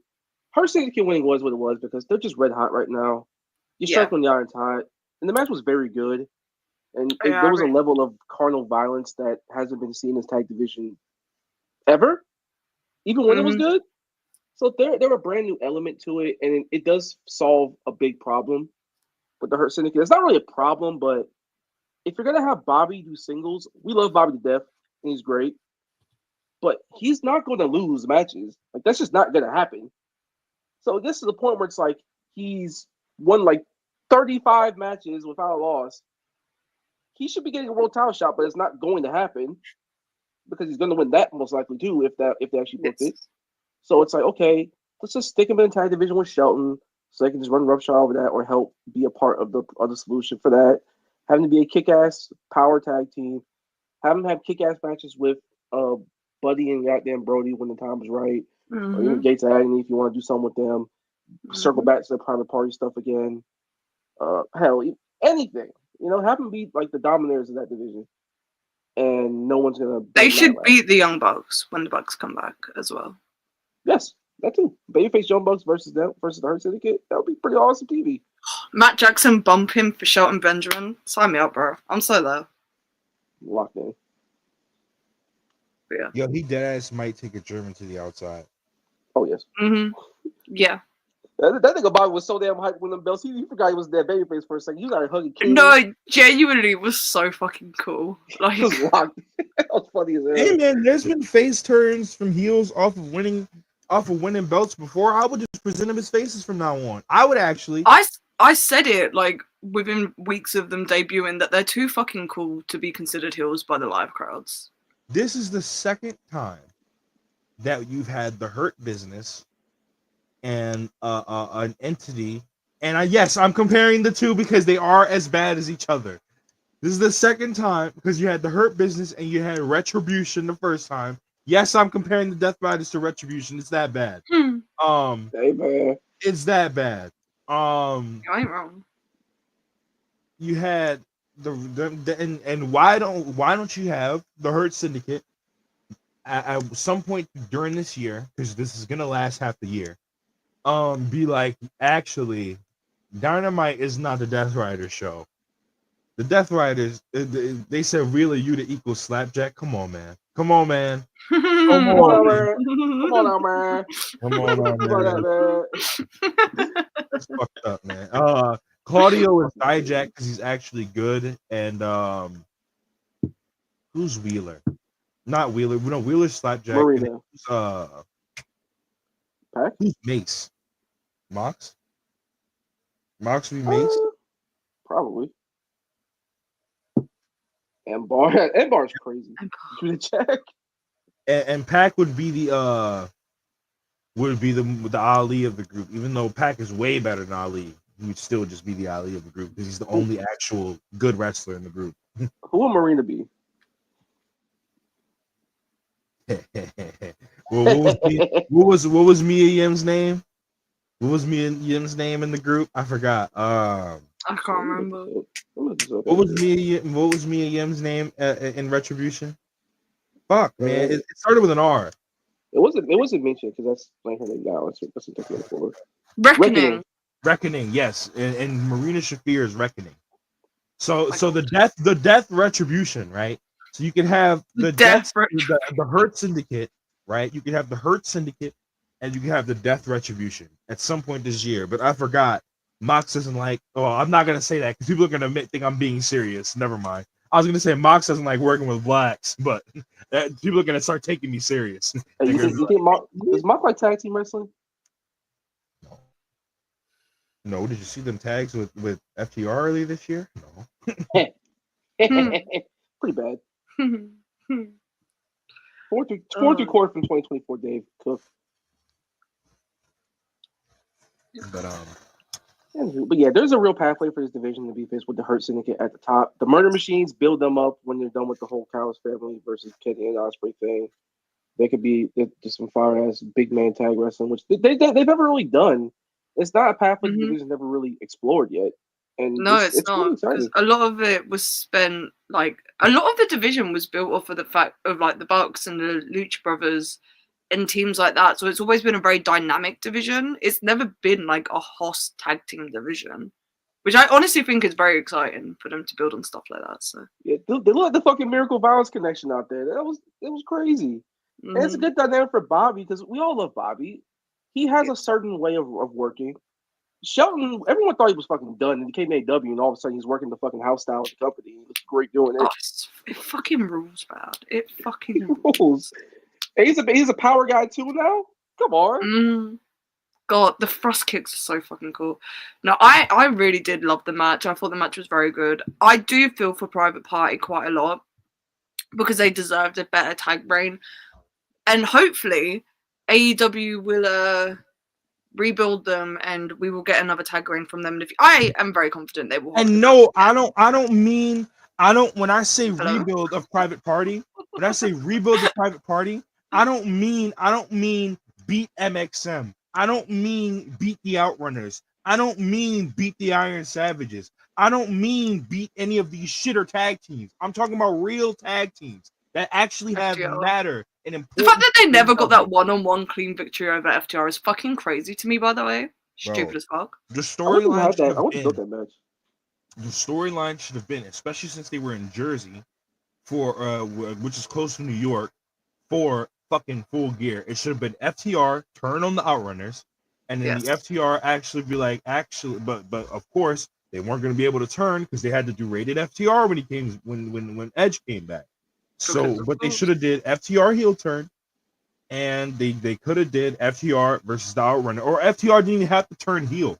FTR could have just been aggressive baby faces and been like, we haven't held those belts in a long time. You know, but I don't know. there's a real pathway, but plans change, or there were never plans in the first place. But have a plot point for the Acclaims fucking breakup. But that's when we liked to do cool things in AEW. Now we don't like to do that anymore. Nope. It's all par for the course booking, and we don't take risks, and we don't do cool things, and we don't adjust to what the audience likes because we're not an alternative. We're just a machine. Oh my God. AEW drives me nuts sometimes. Can you tell? Yeah. There's enough good in there that's like, damn. But then there's a bunch of slop. That's what makes it extra frustrating. Bro, it's the most frustrating shit in the world because you'll watch. It's the same thing. You know what it reminds me of? This reminds me of early 2010s TNA. You'll have the Bucks and the Guns go out there, give a good 10-minute, 15-minute match. You'll have AJ and somebody go out there and kill it on a TV episode. You'll have and then you'll just see the dumbest shit possible. Bro, I was watching during the marathon stream I was doing. I was watching TNA, and I think they ran Kaz and like Doug Williams and Christopher Daniels in a nice 10-minute triple threat, and then they followed it up with the Nasty Boys tearing up the Dudley's locker room, and I was like, who cares about any of this? Who cares about this? It's like there's a great company in there somewhere. You just kind of get rid of the bullshit, and then we're back to business. But it's the getting rid of the bullshit part. I have no idea. Where are the Guns? That is a very good question. I don't know who's injured, but other than that, one's injured, I'm pretty sure. Yeah, because fucking Christian like killed them, and then they just disappeared. They just disappeared forever. Yeah, I guess. Like one's hurt, and then like Juice is also dead. So yeah, Juice is broken his thing. Is Austin hurt? I think it's Austin. I think. Don't quote me on that. To me, I completely missed out if that's something that's been reported. How bad? I missed the Guns. They were funny. They're actually getting better too. That's the funny part. They were, yeah. Yeah, chat's convinced one of them was hurt. Interesting. But yeah, tag team division. I feel like I've been screaming from the rooftops for about 2 years, about it being improved. But we can hope for the best. That's all we can do at this point. There's a pathway. You just have to do it. Yeah. Johnny Burney 199. Predict Jags 25 record. Liam Cohen Beast F the. But I don't know what any of this means. So the Jaguars are in the process of hiring the man Liam Cohen, who's the offensive coordinator for the Tampa Bay Buccaneers, aka the Bucks. And to predict the record. It sounds pretty bad. You are a Saints fan, Rob. Sit down. It all sounds pretty bad. Yo, how Trevor Lawrence's brain doing, bro? Let's talk about it. Nigga, how your quarterback arm doing? Let's talk about that. I hope his arm. I don't. In Roblox, guys. In Roblox. Get ready to learn Taysom Hill, buddy. I hope his arm gets better. But I hope his arm gets better. Better. Get ready to learn Taysom Hill, my boy. That's all I gotta say to you. They have eight wins, baby. Adam Legend, who's your team, bro? Who's your team, bro? Yeah, who's your team? Who's your team, buddy? Also, Jaden Daniels, what a beast, and I hope he wins the Super Bowl. Black man, good. Black QB is good. Black LSU quarterback's good. Thank you for Brian Thomas Jr. Even though it's fuck LSU. Yeah. Anywho, Florida Gators, huh? Anyway, what was the score? I don't remember. I don't know what you're talking about. All right. Anyway, but yeah, back to what else? Bro, there was a lot more shit on Dynamite that made me like be really fucking annoyed. Let's get into the Jarrett and Claudio segment because that's what made me. No. We got to, Charlie. We got to do it. It is what it is. That's what made me tweet that this is why. This is exactly why. Let me pull it up, actually. Oh, I'm going to pull it up. I'm going to put it up on the screen so you guys can see what I'm talking about. Hold on. Mark Andrews sold my boy Lamar. Still mad about that, bro. Bro, hey man, if Snoop and Chris was out here, you get put in the Vegas Mark Andrews. I can't lie. Word to the wire. I don't want to talk about Jeff. But yeah, Charlie, what happened? During the Jeff Jarrett segment, Charlie? He mentioned Jerry Lawler. He was Multiple talking about times. going for a what? I don't know, bro. I check out during Jarrett segments because what the fuck? Why is he got his promo segments 3 weeks in a row? Get this old man off my screen, please. Yo, listen, guys. All right. Yeah. Now, Jeff Jarrett, right? Jeff Jarrett, we love you, bro. But not everybody. Yo, old niggas gotta understand, bro. Not everybody loves these other old niggas the way y'all do, bro. We don't love Jerry Lawler the way you do, bro. That nigga's like a racist pedophile. And by the way, the only way he got out of what he got out of doing with that little girl, by the way, is because he said, "You think you're gonna believe a nigga over me?" And he did not say nigga. So, yeah. So like, let's calm down on the Jerry Lawler praise, guys. Multiple times, by the way. It did get booed in the arena. So shout out wherever the fuck they were. Tennessee? Yeah, Knoxville, Tennessee. Wait, surprising that got booed. But who the mayor of Knoxville, Tennessee, Rob? Well, you know, yo, I like Kane. Fuck Glenn Jacobs though. Fuck Glenn Jacobs. I like Kane though. I don't acknowledge Kane and Glenn Jacobs as the same people. But this is exactly why.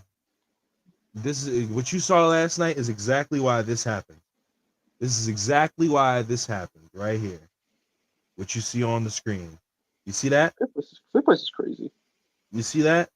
Lost to DPW, bro. These nigga, you lost how violence is forever, my nigga. And shout out these three. Like, I fuck with them. Like, I've been fucking with their content since I was a kid. But at the end of the day, these are 3 indie bookers, bro. These are 3 bookers of an indie promotion that books books violence is forever, bro. You have the best. Bro, you have 10 better tag teams that you could makeshift right now in AEW than Violence is Forever. And you lost to DPW. You lost, and it's not like I'm saying DPW is a shitter company. It's a horrible company, bro. Like, I haven't watched the show in 2 years, so I don't care. Right? Like, I haven't watched the show in nearly 2 years. Don't care. Never cared. But my concern comes in when shit like this happens. And then you respond to this by people are asking you and telling you, not people excluding Chuck, because it's not just Chuck, people including Chuck, excuse me, right? It are asking you, they're telling you, I don't want to see this Jeff Jarrett shit. I don't want to see him challenging for the world title. I don't want to see him anywhere near the Death Riders. I'd rather be doing something completely different. And then you literally sit here and you get 5th place in Booker.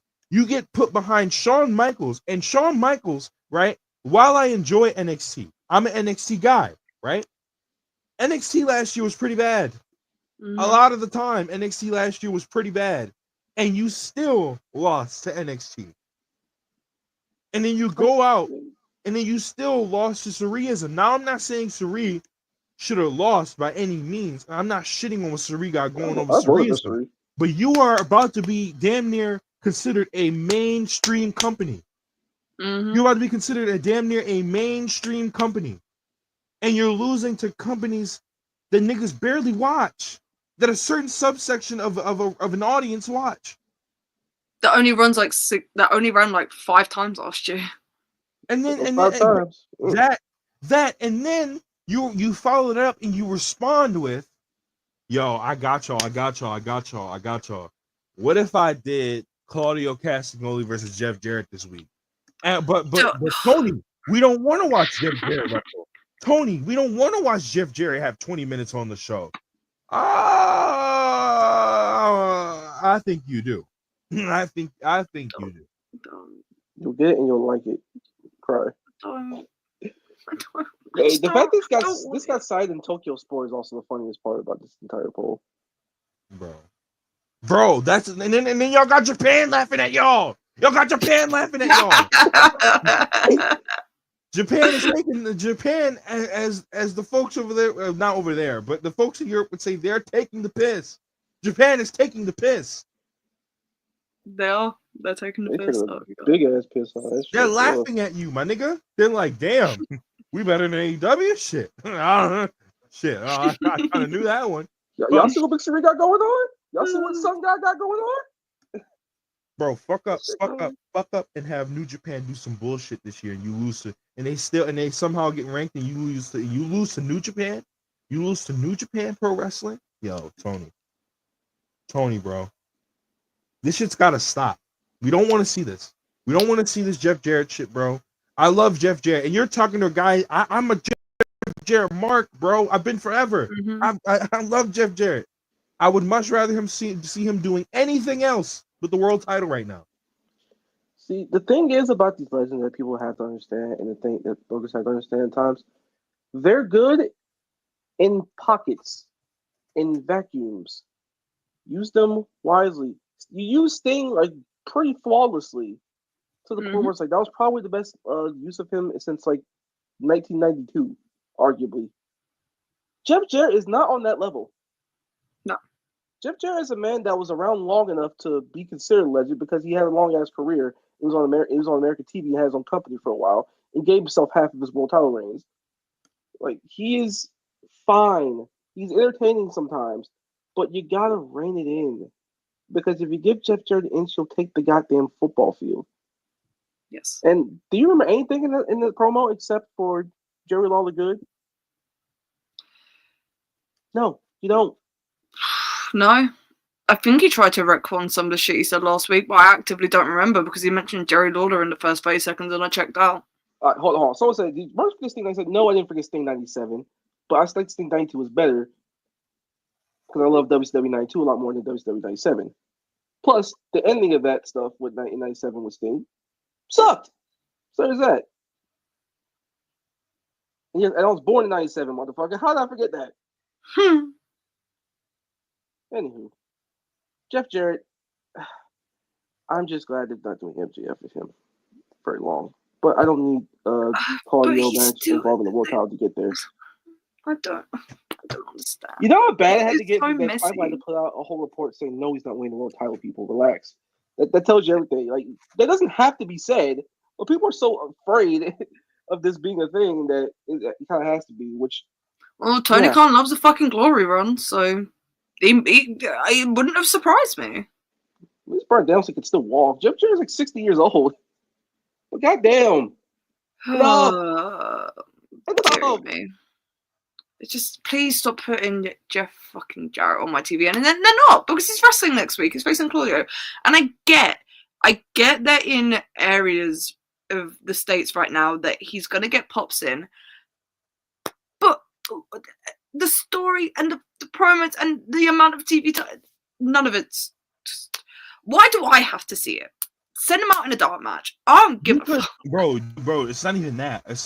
If you want to do that match, bro, and I'm not trying to treat Collision like it's some shitter show, but bro, just do that on Collision. Like, do that on Collision, bro.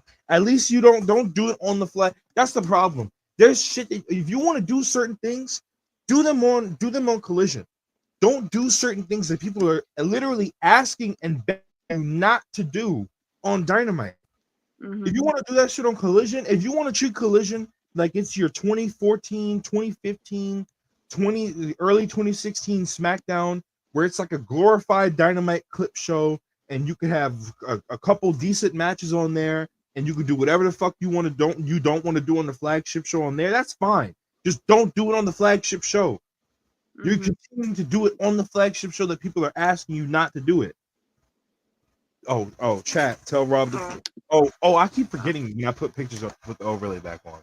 Damn, we've been podcasting for nobody for like an hour and a half. Yeah, we just already just doing shit just to do shit just for an hour. My bad, Joe. We've been podcasting with no brand for an hour. But no, like, Collision confidence, because one, it's fine, whatever. It's a Saturday night wrestling show. People watch it if they want to watch it. If they don't, who cares? And the other part is, this shit draws on Collision. Like it genuinely does on a Saturday Which night. is insane. Which is that collision number from 2 weeks ago was like, what was that collision number? Wait, let me see if I can find it. Hold on. I'm on the page. Hey man, collisions is basketball this weekend. So if I happen to go there and I see Jeff Jarrett, I'm going to write a strongly worded letter. TK, you pivoted. You and your dad pivoted earlier this week. Yesterday, in fact. Do it again. Wait, is this legit? Chat, is this real? Yo, is this real? Is this real? No way. Oh, yeah, way, bro. no. Bro, Matt Cardona's been back in TNA for months. He's been in TNA for a hot minute. Oh, I did not know this. That's really funny. That's fucking crazy. He's been back. That's incredible. Thank you for that. Lol Cardona. Amen. Okay, so I've basically bloodletted about Jeff Jarrett enough. Y'all good? Yeah, I don't want to talk about Jeff Jarrett. Where's this collision rating at, bro? I'm trying to find let's talk about there's other Swerve, things on this show. Swerve and the man let's that talk about made Swerve. Yes. Shout out AR folks. He escaped. He got out of Guantanamo Bay. Swerve paid his bail money. Real nigga. God bless. Swerve versus AR Fox. I really, really like this match. These guys have incredible chemistry all the time. Ricochet did make an appearance, because of course he did, but it didn't play into the finish, so I don't really mind it.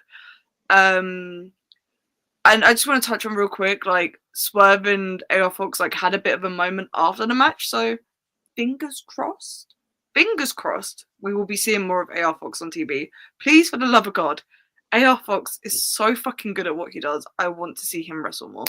But Marcus, did you enjoy this? Swerve and AR Fox wrestled on TV. Of course I enjoyed it.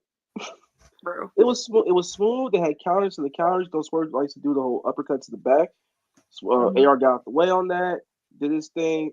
Everything he does, for some ungodly reason, even at this stage of his career, is just so goddamn beautiful. Like that little that moonsault he likes to do off the ring post, bro. I don't know how he hasn't tried. He almost killed himself in that move. It's so good. And like their dynamic has always been great. The chemistry's always been there. I want to say he was the first match Swerve had when he turned heel initially in AEW. I want to say, am I right? Yes. Yeah, I want to say it was, and that was great. This was no different. The War of Hell match they had in Lucha Underground, obviously no different. And their dynamic when they linked up and AR Fox joined the Mogul Embassy, that was great. Good. It completed the entire group because every group in every faction of wrestling, they always need a good number two. You had the heavies, you had the Embassy there. They were great. But Brian Cage was not going to be your number two guy. Totally on it, and Tom was never going to be a number two. AR Fox did that. And he had a dynamic with Swerve that a lot of people just didn't have at that time. And it was really good. They had a couple tag matches that were awesome. And then obviously trouble happened. But let's not think about that. Hopefully they incorporate. 1 second, Marcus. Rob, what is that noise coming through your mic? Oh, yeah, sorry. It was speakers. Sorry. Oh, are you talking about the computer? Yeah, I got a new guys. I'm getting a new computer. I don't know what that was. My computer is just like fried because it's like an old ass computer. So like the CPU is fried, so like it's making noise a lot of the time. So, but I promise I'm getting a new computer soon. Yeah, I was like, what the hell going on? I think somebody's. I was just like, I muted you for a second. I was just like, I need to see who this is because I know it's not on my end. But Marcus, continue. Sorry. Oh, well, do me a favor, Charlie. Pull up that trailer comment at 8:13. Pull that one up. Which one? Trailer. Yep. Yeah. 40,000 people came back to see this shit. Tells you everything about how people view Swerve, how people view this Ricochet feud that's been going on, how people view. Hell, even AR Fox is involved in this in the mix. He's out of Guantanamo Bay. He made bail. Let's get him involved in this somehow, some way, because this is not going to end in 3 weeks in Atlanta. This is going to go on. But let's get AR Fox involved. Have them make up. Have them try and go after. Just keep him in the mix somehow because he's too good not to be. Yeah, absolutely. I would honestly just have Ricochet face AR Fox next week. Yeah, because why not? Like he tried to get involved in the match. Maybe the result would have been different if he didn't. Type thing, like, you know. Yeah, because right now you got that match on there, and you have Osprey and Brian Cage on there so far. Let's put this on. Why not? Yeah, be sick as fuck. But yeah, AR Fox, please keep him on TV. He's too good to be in purgatory, to be honest. Yeah. So, and listen, if you can find TV time for Jeff Jarrett to fucking talk for 17 minutes, you can find time for an AR Fox match. Rob, have you got anything to say about Swerve and AR Fox? You muted. I mean, it's not nothing that we haven't ever said about AR Fox and Swerve before. Like y'all just said, like Charlie said, the chemistry between these two are incredible.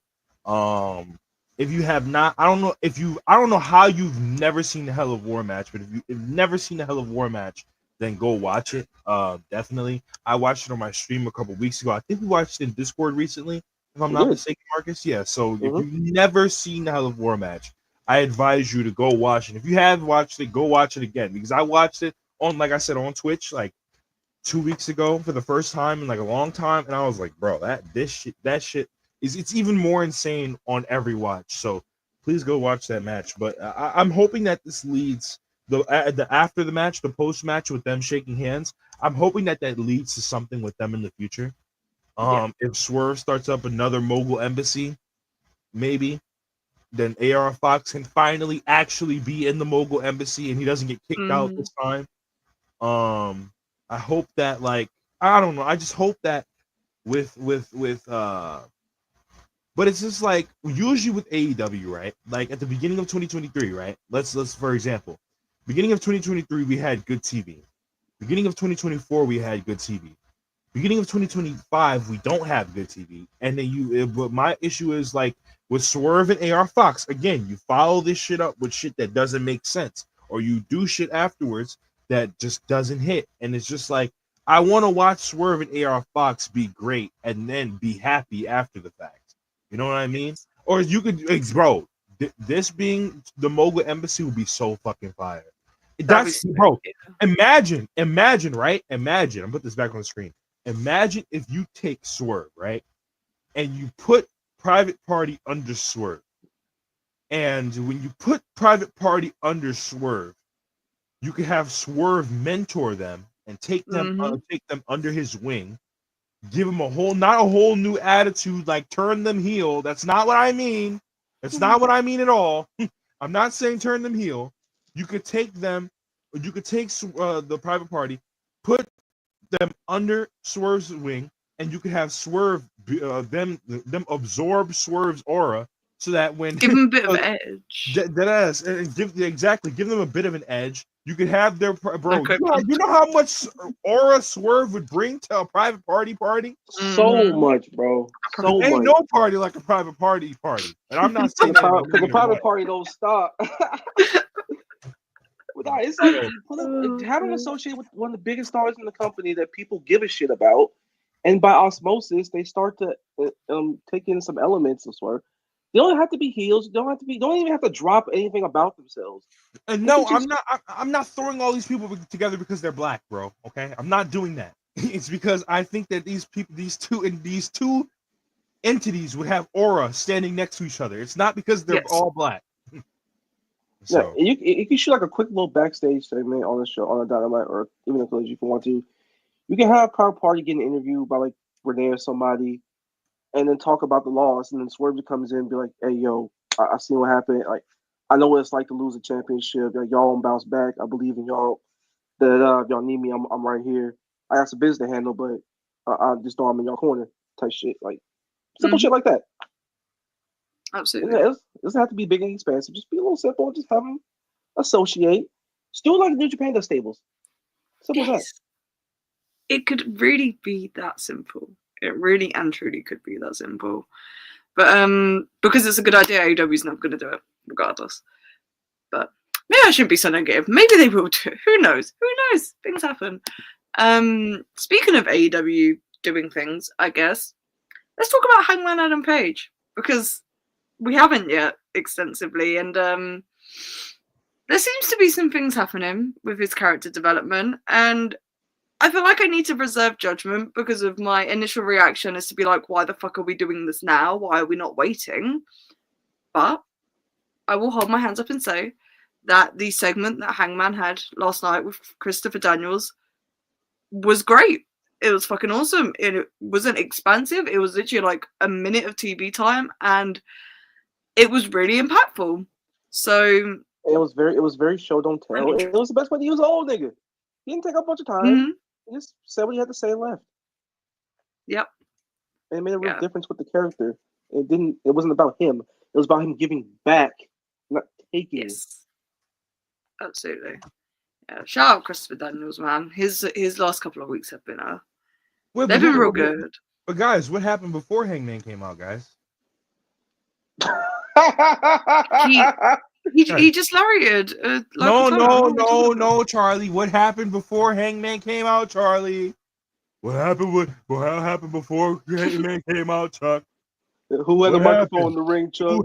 Who cut a promo, Chuck? Who told that jobber Hangman was supposed to face get the fuck out the ring, Chuck? Low-key, I completely forgot that MJF cut a promo. I can't remember what he said. It wasn't even a bad promo. It wasn't. It was just. It was basically just letting you know that they pivoted. It's basically what it was. It's basically just letting you know. He's like, I'm doing something else. Jarrett is facing this nigga. I'm doing something else now.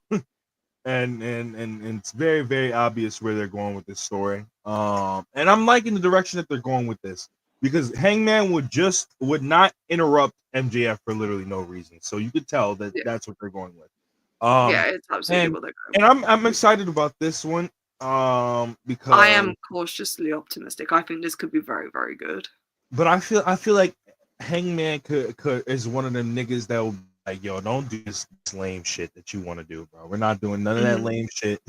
We're not doing none of that lame shit that you're trying to do, bro. We're going out there and we're having a real feud that leads to something. We're not bullshit. Yes. And it was very direct. Hangman basically got out there and basically told me to fuck out the ring. Let me handle my business. And Hangman won. And Hangman did a great thing. A main event not winning with their finisher. He's won with a simple lariat, not even the bust. Straight up lariat. Have Hangman and MJF ever had a match against each other? Yes. No. Dynamite Ring from 2019. Yes. Yeah. Oh yeah. They just haven't had an extensive feud. I completely forgot that match happened. Damn, that's crazy. That's what we're gonna start doing one night too, since we got Chris's Max. We're gonna just start watching old Dynamite in there because that's what we did that a couple months ago. Damn, you're taking our whole gimmick. You need to relight the views. Oh God, I fucking forgot, bro. Yeah, oh my God, I forgot about relight the views. God, this is gimmick infringement. I forgot about relight the views, bro. Fuck. Well, when y'all are finished, we'll start doing it. When y'all are finished, we'll start doing it. She might need to pull up one of these. I ain't gonna lie. Hey man. You know, my phone is not hard to reach. My phone is not hard. You just have to go through some people to get to me.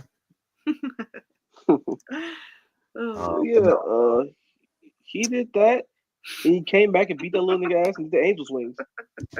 Bro, I'm sitting here like, damn, I'm sitting like, wait. Somebody's been watching old Dynamite episodes before, and then she's like, "Oh shit, gimmick infringement." I'm like, "Oh, my fault." My fault, y'all. Yeah. The Angel's Wings. He used it.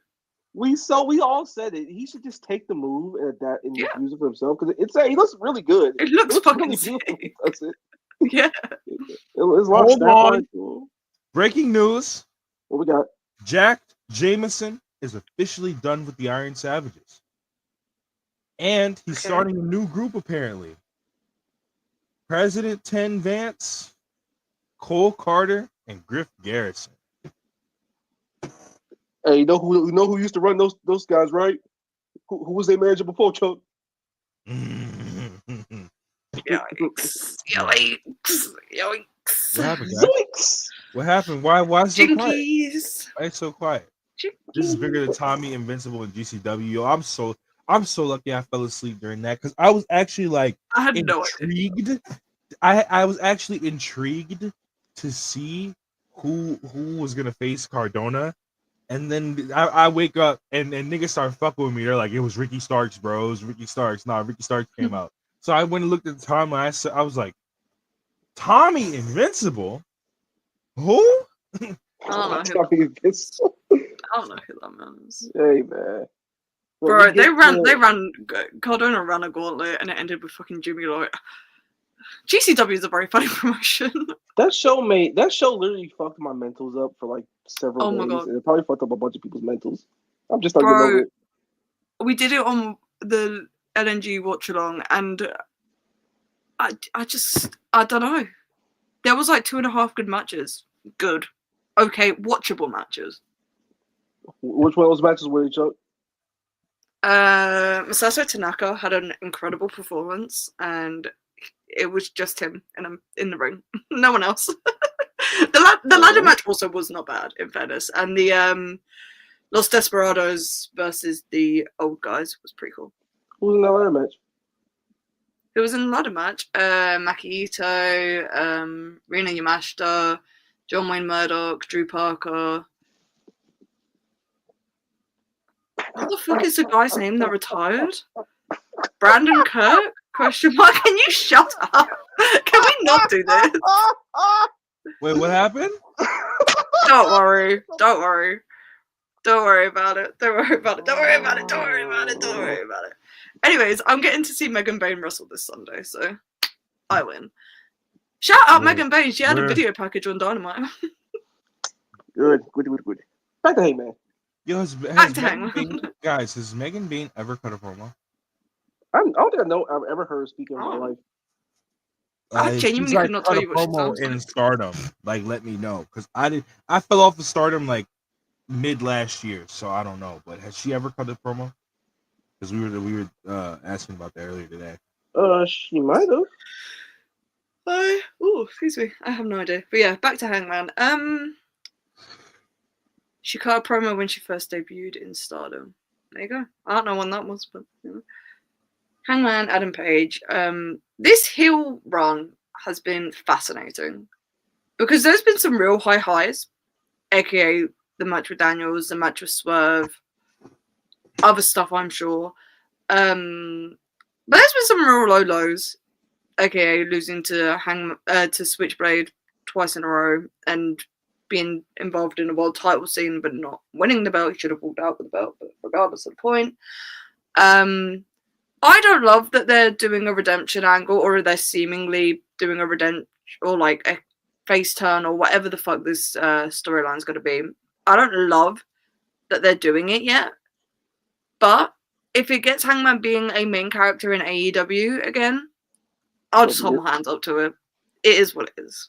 I'm more so like Switchblade, nigga. See, I'm more like in the class of I'm fine with it. Mm-hmm. Only because of how they started to go about it. Yes. Because they sold that he was the absolute madman. Like, Daniels did a great job of that. He's like, hey, man, my fault. Please don't hurt me no more. I can't wrestle again. You take my move. Take my move. Don't hurt me anymore. I know I shouldn't have been trying to be a friend to you. Like, I fucked up. That's my fault. I can't wrestle again. I hope you're happy. He basically did the old man thing of, instead of yelling at you, he basically said, I hope you can live it yourself. I'm not angry. I'm just disappointed. Yeah. And Hangman was like, damn. Was I lying? But Hangman is such a good actor. Like, wrestling acting is a very low bar. But Hangman is so fucking good at showing and not telling. Mm-hmm. Like, his facial expressions are great. Like, his body language is always fitting for what the mood of his character is at the time. He basically went full hurt people, and he was like kind of contemplating, like, damn, was I really wilding? Because going back to All Out after the match, when he like walked back, like, was he actually going to go hurt Swerve again? Probably not. But the audience was like, oh my god, he's gonna kill him. The screams of terror. Genuine screams of terror. And he just yelled. Omega, that's fucking crazy. But Cook. Continue. Yeah. He just kind of yells at the fucking sky. He's like, fuck it, I'm evil now. Mm-hmm. And now fast forward to what Dale said about him. He's like, damn, was that worth it? Was I wilding? Was that the problem, y'all? My fault. Is it me? Am I the drama? But you know what it is? I think with that, people didn't want the whole, because you know how people be complaining, bro, because that was a big thing Vince liked to do back in the day. During that era, he would love to do 50-50 booking. So Yeah. I guess that's why people were. I guess that's why Tony was like, okay, I'll just have Switchblade beat him twice. But then it's just like, Hangman wasn't wrong in the. My whole thought process about all this shit that's been happening to him was karma. But my thing is, he didn't really do anything wrong to Swerve. Like, he's not wrong for what he did to Swerve. He burned his house down. I mean, Swerve deserved admit to his face he stalked his family. Nigga, you broke into my house. Nigga, we had to move. I mean, yeah, eye for an eye type shit. But... And you admit to stalking my wife again. Exactly. You said, nigga, you don't think I know? He basically just told Hangman, nigga, you don't think I know where you live again? I could go over there if I wanted to. I just don't want to. Hangman was on Twitter like the rest of us when he saw him buy back his house. He's like, hey, man, you know you fucked up, right? You know you fucked up, right? He said, bro, it was so telling of how good Hangman's character was that people saw that Swerve had bought his childhood home, and the immediate reactions was, oh no. Like, people were terrified of what was going to happen for good reason. That should have been your heel world champion. I digress. Hey, babe, I'm fine with this in the sense that if they keep going about this, and the story being that you have to focus, because if they do get to the MJF match and you see a big slimy piece of shit like Max, like we all know he's been throughout his entire career, you gotta chill out, Hangman. Like, you gotta actually lock in, because you've been a piece of shit for a while, but this nigga's an actual piece of shit. Like, he has zero remorse about anything he does. You're just mad and angry, justifiably so. But you're burning everything in sight while doing it, and you're burning yourself also. You gotta focus and lock in for the first time in months. You gotta have a clear head and think the rest of this, man. He's replaced the drinking with destruction. It's quite poetic when you think about it like that, but he's the king of self-destruction. Both is damaging each other. Damn, man. Hangman's such a good character, bro. Like, everything he does, even if I've not loved the booking, like, he's just so fucking good at what he does. He's so good at what he does, we're actually finding ways to be like, okay, yeah, this works. Which honestly, yeah, I do think this could work. It could work great. It's just I just wish the middle of this wasn't so like peak and valley. Yeah. But ultimately, if the end point ends up being something that we can get behind, then fine. Yeah. So be it. Like, we can't go back and change the past. We can only, can only hope for a better future. Pretty much. All that shit. I like the way they went about it. That's pretty much what it is. And I'm actually kind of shocked they managed to hold off on MJF and Hangman for this long. Me too. They've been dancing around this for a long, long time now. So, and hey, man, if Hangman's going to be feuding with MJF, at least I'm guaranteed he's going to get TV time every week. And they could legitimately be a very good feud. It's just I think there is a lot of potential here. Yeah. Just raining because just two big stars who've never feuded with each other. It's fresh TV. And I think Max will be motivated to work with Hangman because. Sorry, what is happening on Collision? Oh my God! Breaking news. What the fuck? Wait, really? Are you being for real? What is your source on this? Where's that? I'm about to see. Fuck, my phone died. Chat. What's the? Did Tony just put it up? Wait, did Tony just put it up? Wait a minute. Announced on tonight's Ring of Honor. Oh, no one watches Ring of Honor. Don Callis issues a challenge to Katsuyori Shibata for Konosuke Takeshita for this Saturday at Daily's place. Marcus, you gotta go, bro. I will be making phone calls. I will be in the building if possible. Sick. I will be in the building. And I'm getting the parking lot outside of Big Bill. And I'm getting the Buddy and goddamn Brody King tag match against Agony. Shit. Shibata versus Takeshita, bro. That's so sick. Oh my god, that makes so much sense because Shibata turned up to the Tokyo Dome and had the 5-minute match with Tanahashi, and Takeshita's facing Tanahashi. Perfect. Oh, wonderful. Will be a great 3.25. Monty, stop being stop being a downer in the chat. I'm not kill you. You know what, Monty? It's gonna be fucking sick, bro. I've never seen Shibata live, so I'll definitely probably. Have you not? Oh my god. No. He rules. He rules so much. I'll be. I mean, I haven't got to tell you that, but like live as well. I'll be making phone calls tonight. Wait, does this mean? Amen. Bro, hopefully. Amen. Hopefully. Could you imagine if we get to catch the versus Samoa Joe? Oh my god! Oh my god! Oh my god! I was fucked by the river. This is crazy. No. Amen. Amen. Oh. Shout out American Korakuen Hall or whatever that one fucking tweet was. Niggas talking about Shibata in Big 2025. Oh, brother. All right. Grow up, chat. Grow up. Oh, it's Katsuyori Shibata, bro. Grow up. No, chat. I will find y'all, chat. I will find every single last one of you. I'll put cases on. We will send the SUVs. Don't think we won't. We mainstream now. We got SUVs now. We got the money for it. I'm saying. You damn right the Sam Cook came out, Perk. I had to. Right. Is there anything else from Dynamite we want to cover expansively before I do these last few super chats? No. Last couple super chats. Send them in if you've got anything you want to get off before we start looking to wrap up because we're almost at the 2 hour mark. Phantom FTW £2 super chat. Double J has had 10 TV segments over 7 shows in 2025. That's wild. 2 in 1 show. Bro, what? That's crazy. That is. The fact he's probably not getting that title shot either is gonna be very funny. Damn. That's broken my brain a little bit. Hey man.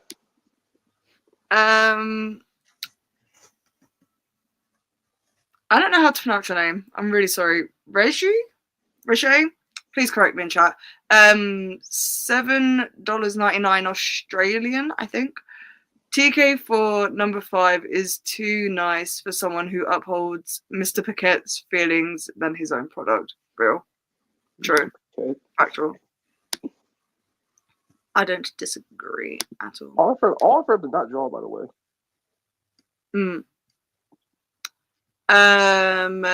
Danny Quang, $5 super chat. Off topic, but just finished watching Sari versus Maiko Satomura. Mako. Wow. Satomura and Sari is best in the world. That's all I gotta say. You're not wrong. Sari is the best in the world. She is someone that's on my bucket list to see live. Please God. Yes. Shout out Sun Goddess. And fuck NXT for what they did to her. Terroristic crimes. Oh, honestly, it was absolutely egregious.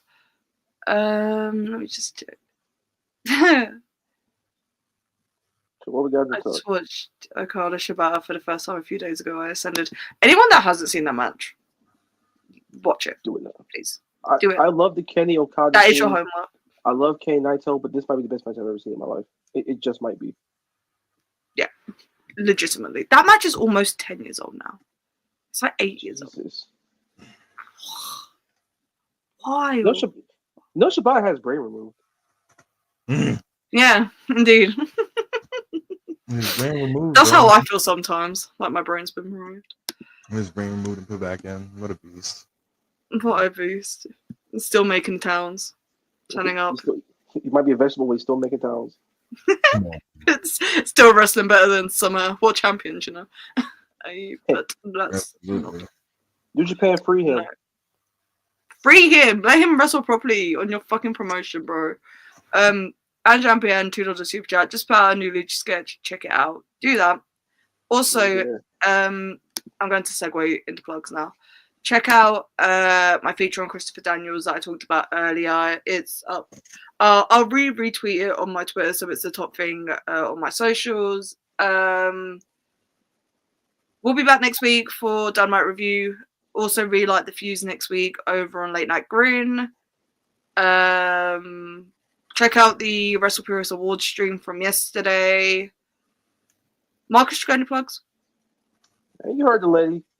Relight the fuse. Dynamite review next week. We back up. Also, check out our article on Twitter. It's posted up on the Wrestle Purist page. All that shit. For my people that have been through snow, how the hell do y'all get through this? Like legit, like do you need help? Serious. I seen that snow up outside my front porch. I'm like, what the hell? Do I drive? Bro, it's the worst shit ever, bro. It's so cold. It's so cold. Don't drive. It was like 29 degrees. It was like piercing cold. There was ice everywhere. Avoid driving. Bro. Be careful of black ice because of when it freezes over on the roads, it like dries so clear that you can't see it, and that is like a legitimate health risk. So like legit be careful of that. You're looking out because I was gonna go drive somewhere. I was gonna go do some stuff, but they closed like 4 to 7 bridges we have here, and because there was a bunch of ice and people were crashing. I was like, yeah. Don't risk it. Legitimately, if you can avoid driving anywhere at the moment, just don't get in the car. Yeah, for real. I can't do it. Yeah. Anyone dealing with extreme weather conditions that they don't usually have to deal with, or even if you do usually have to deal with them, stay safe, stay in where you can, and I was gonna say I hope things get better, but I can't control the weather, so just stay safe, man. That's all I can say. This is all Harley Cameron's fault somehow. You know what? Fair enough. Shout out Mercedes. Rob, you got any plugs? I'm about to go live right now as soon as this shit ends, so make sure y'all go to Twitch. We are back. I was able to log in, so we are absolutely back. I'm about to go live as soon as this is over, so make sure y'all go to my Twitch page. It's right here. So I'm gonna drop it before this shit ends. So make sure y'all go follow up right now because we're about to go live right now as soon as this is over. Yes, sir. We will be there. Again, like the video if you haven't already. Leave a comment afterwards. I don't know if there's any streams over the weekend. You guys follow the Twitter. You got notifications on for YouTube. You'll see things. But thanks for sticking around with us, and we will see you next week. Peace.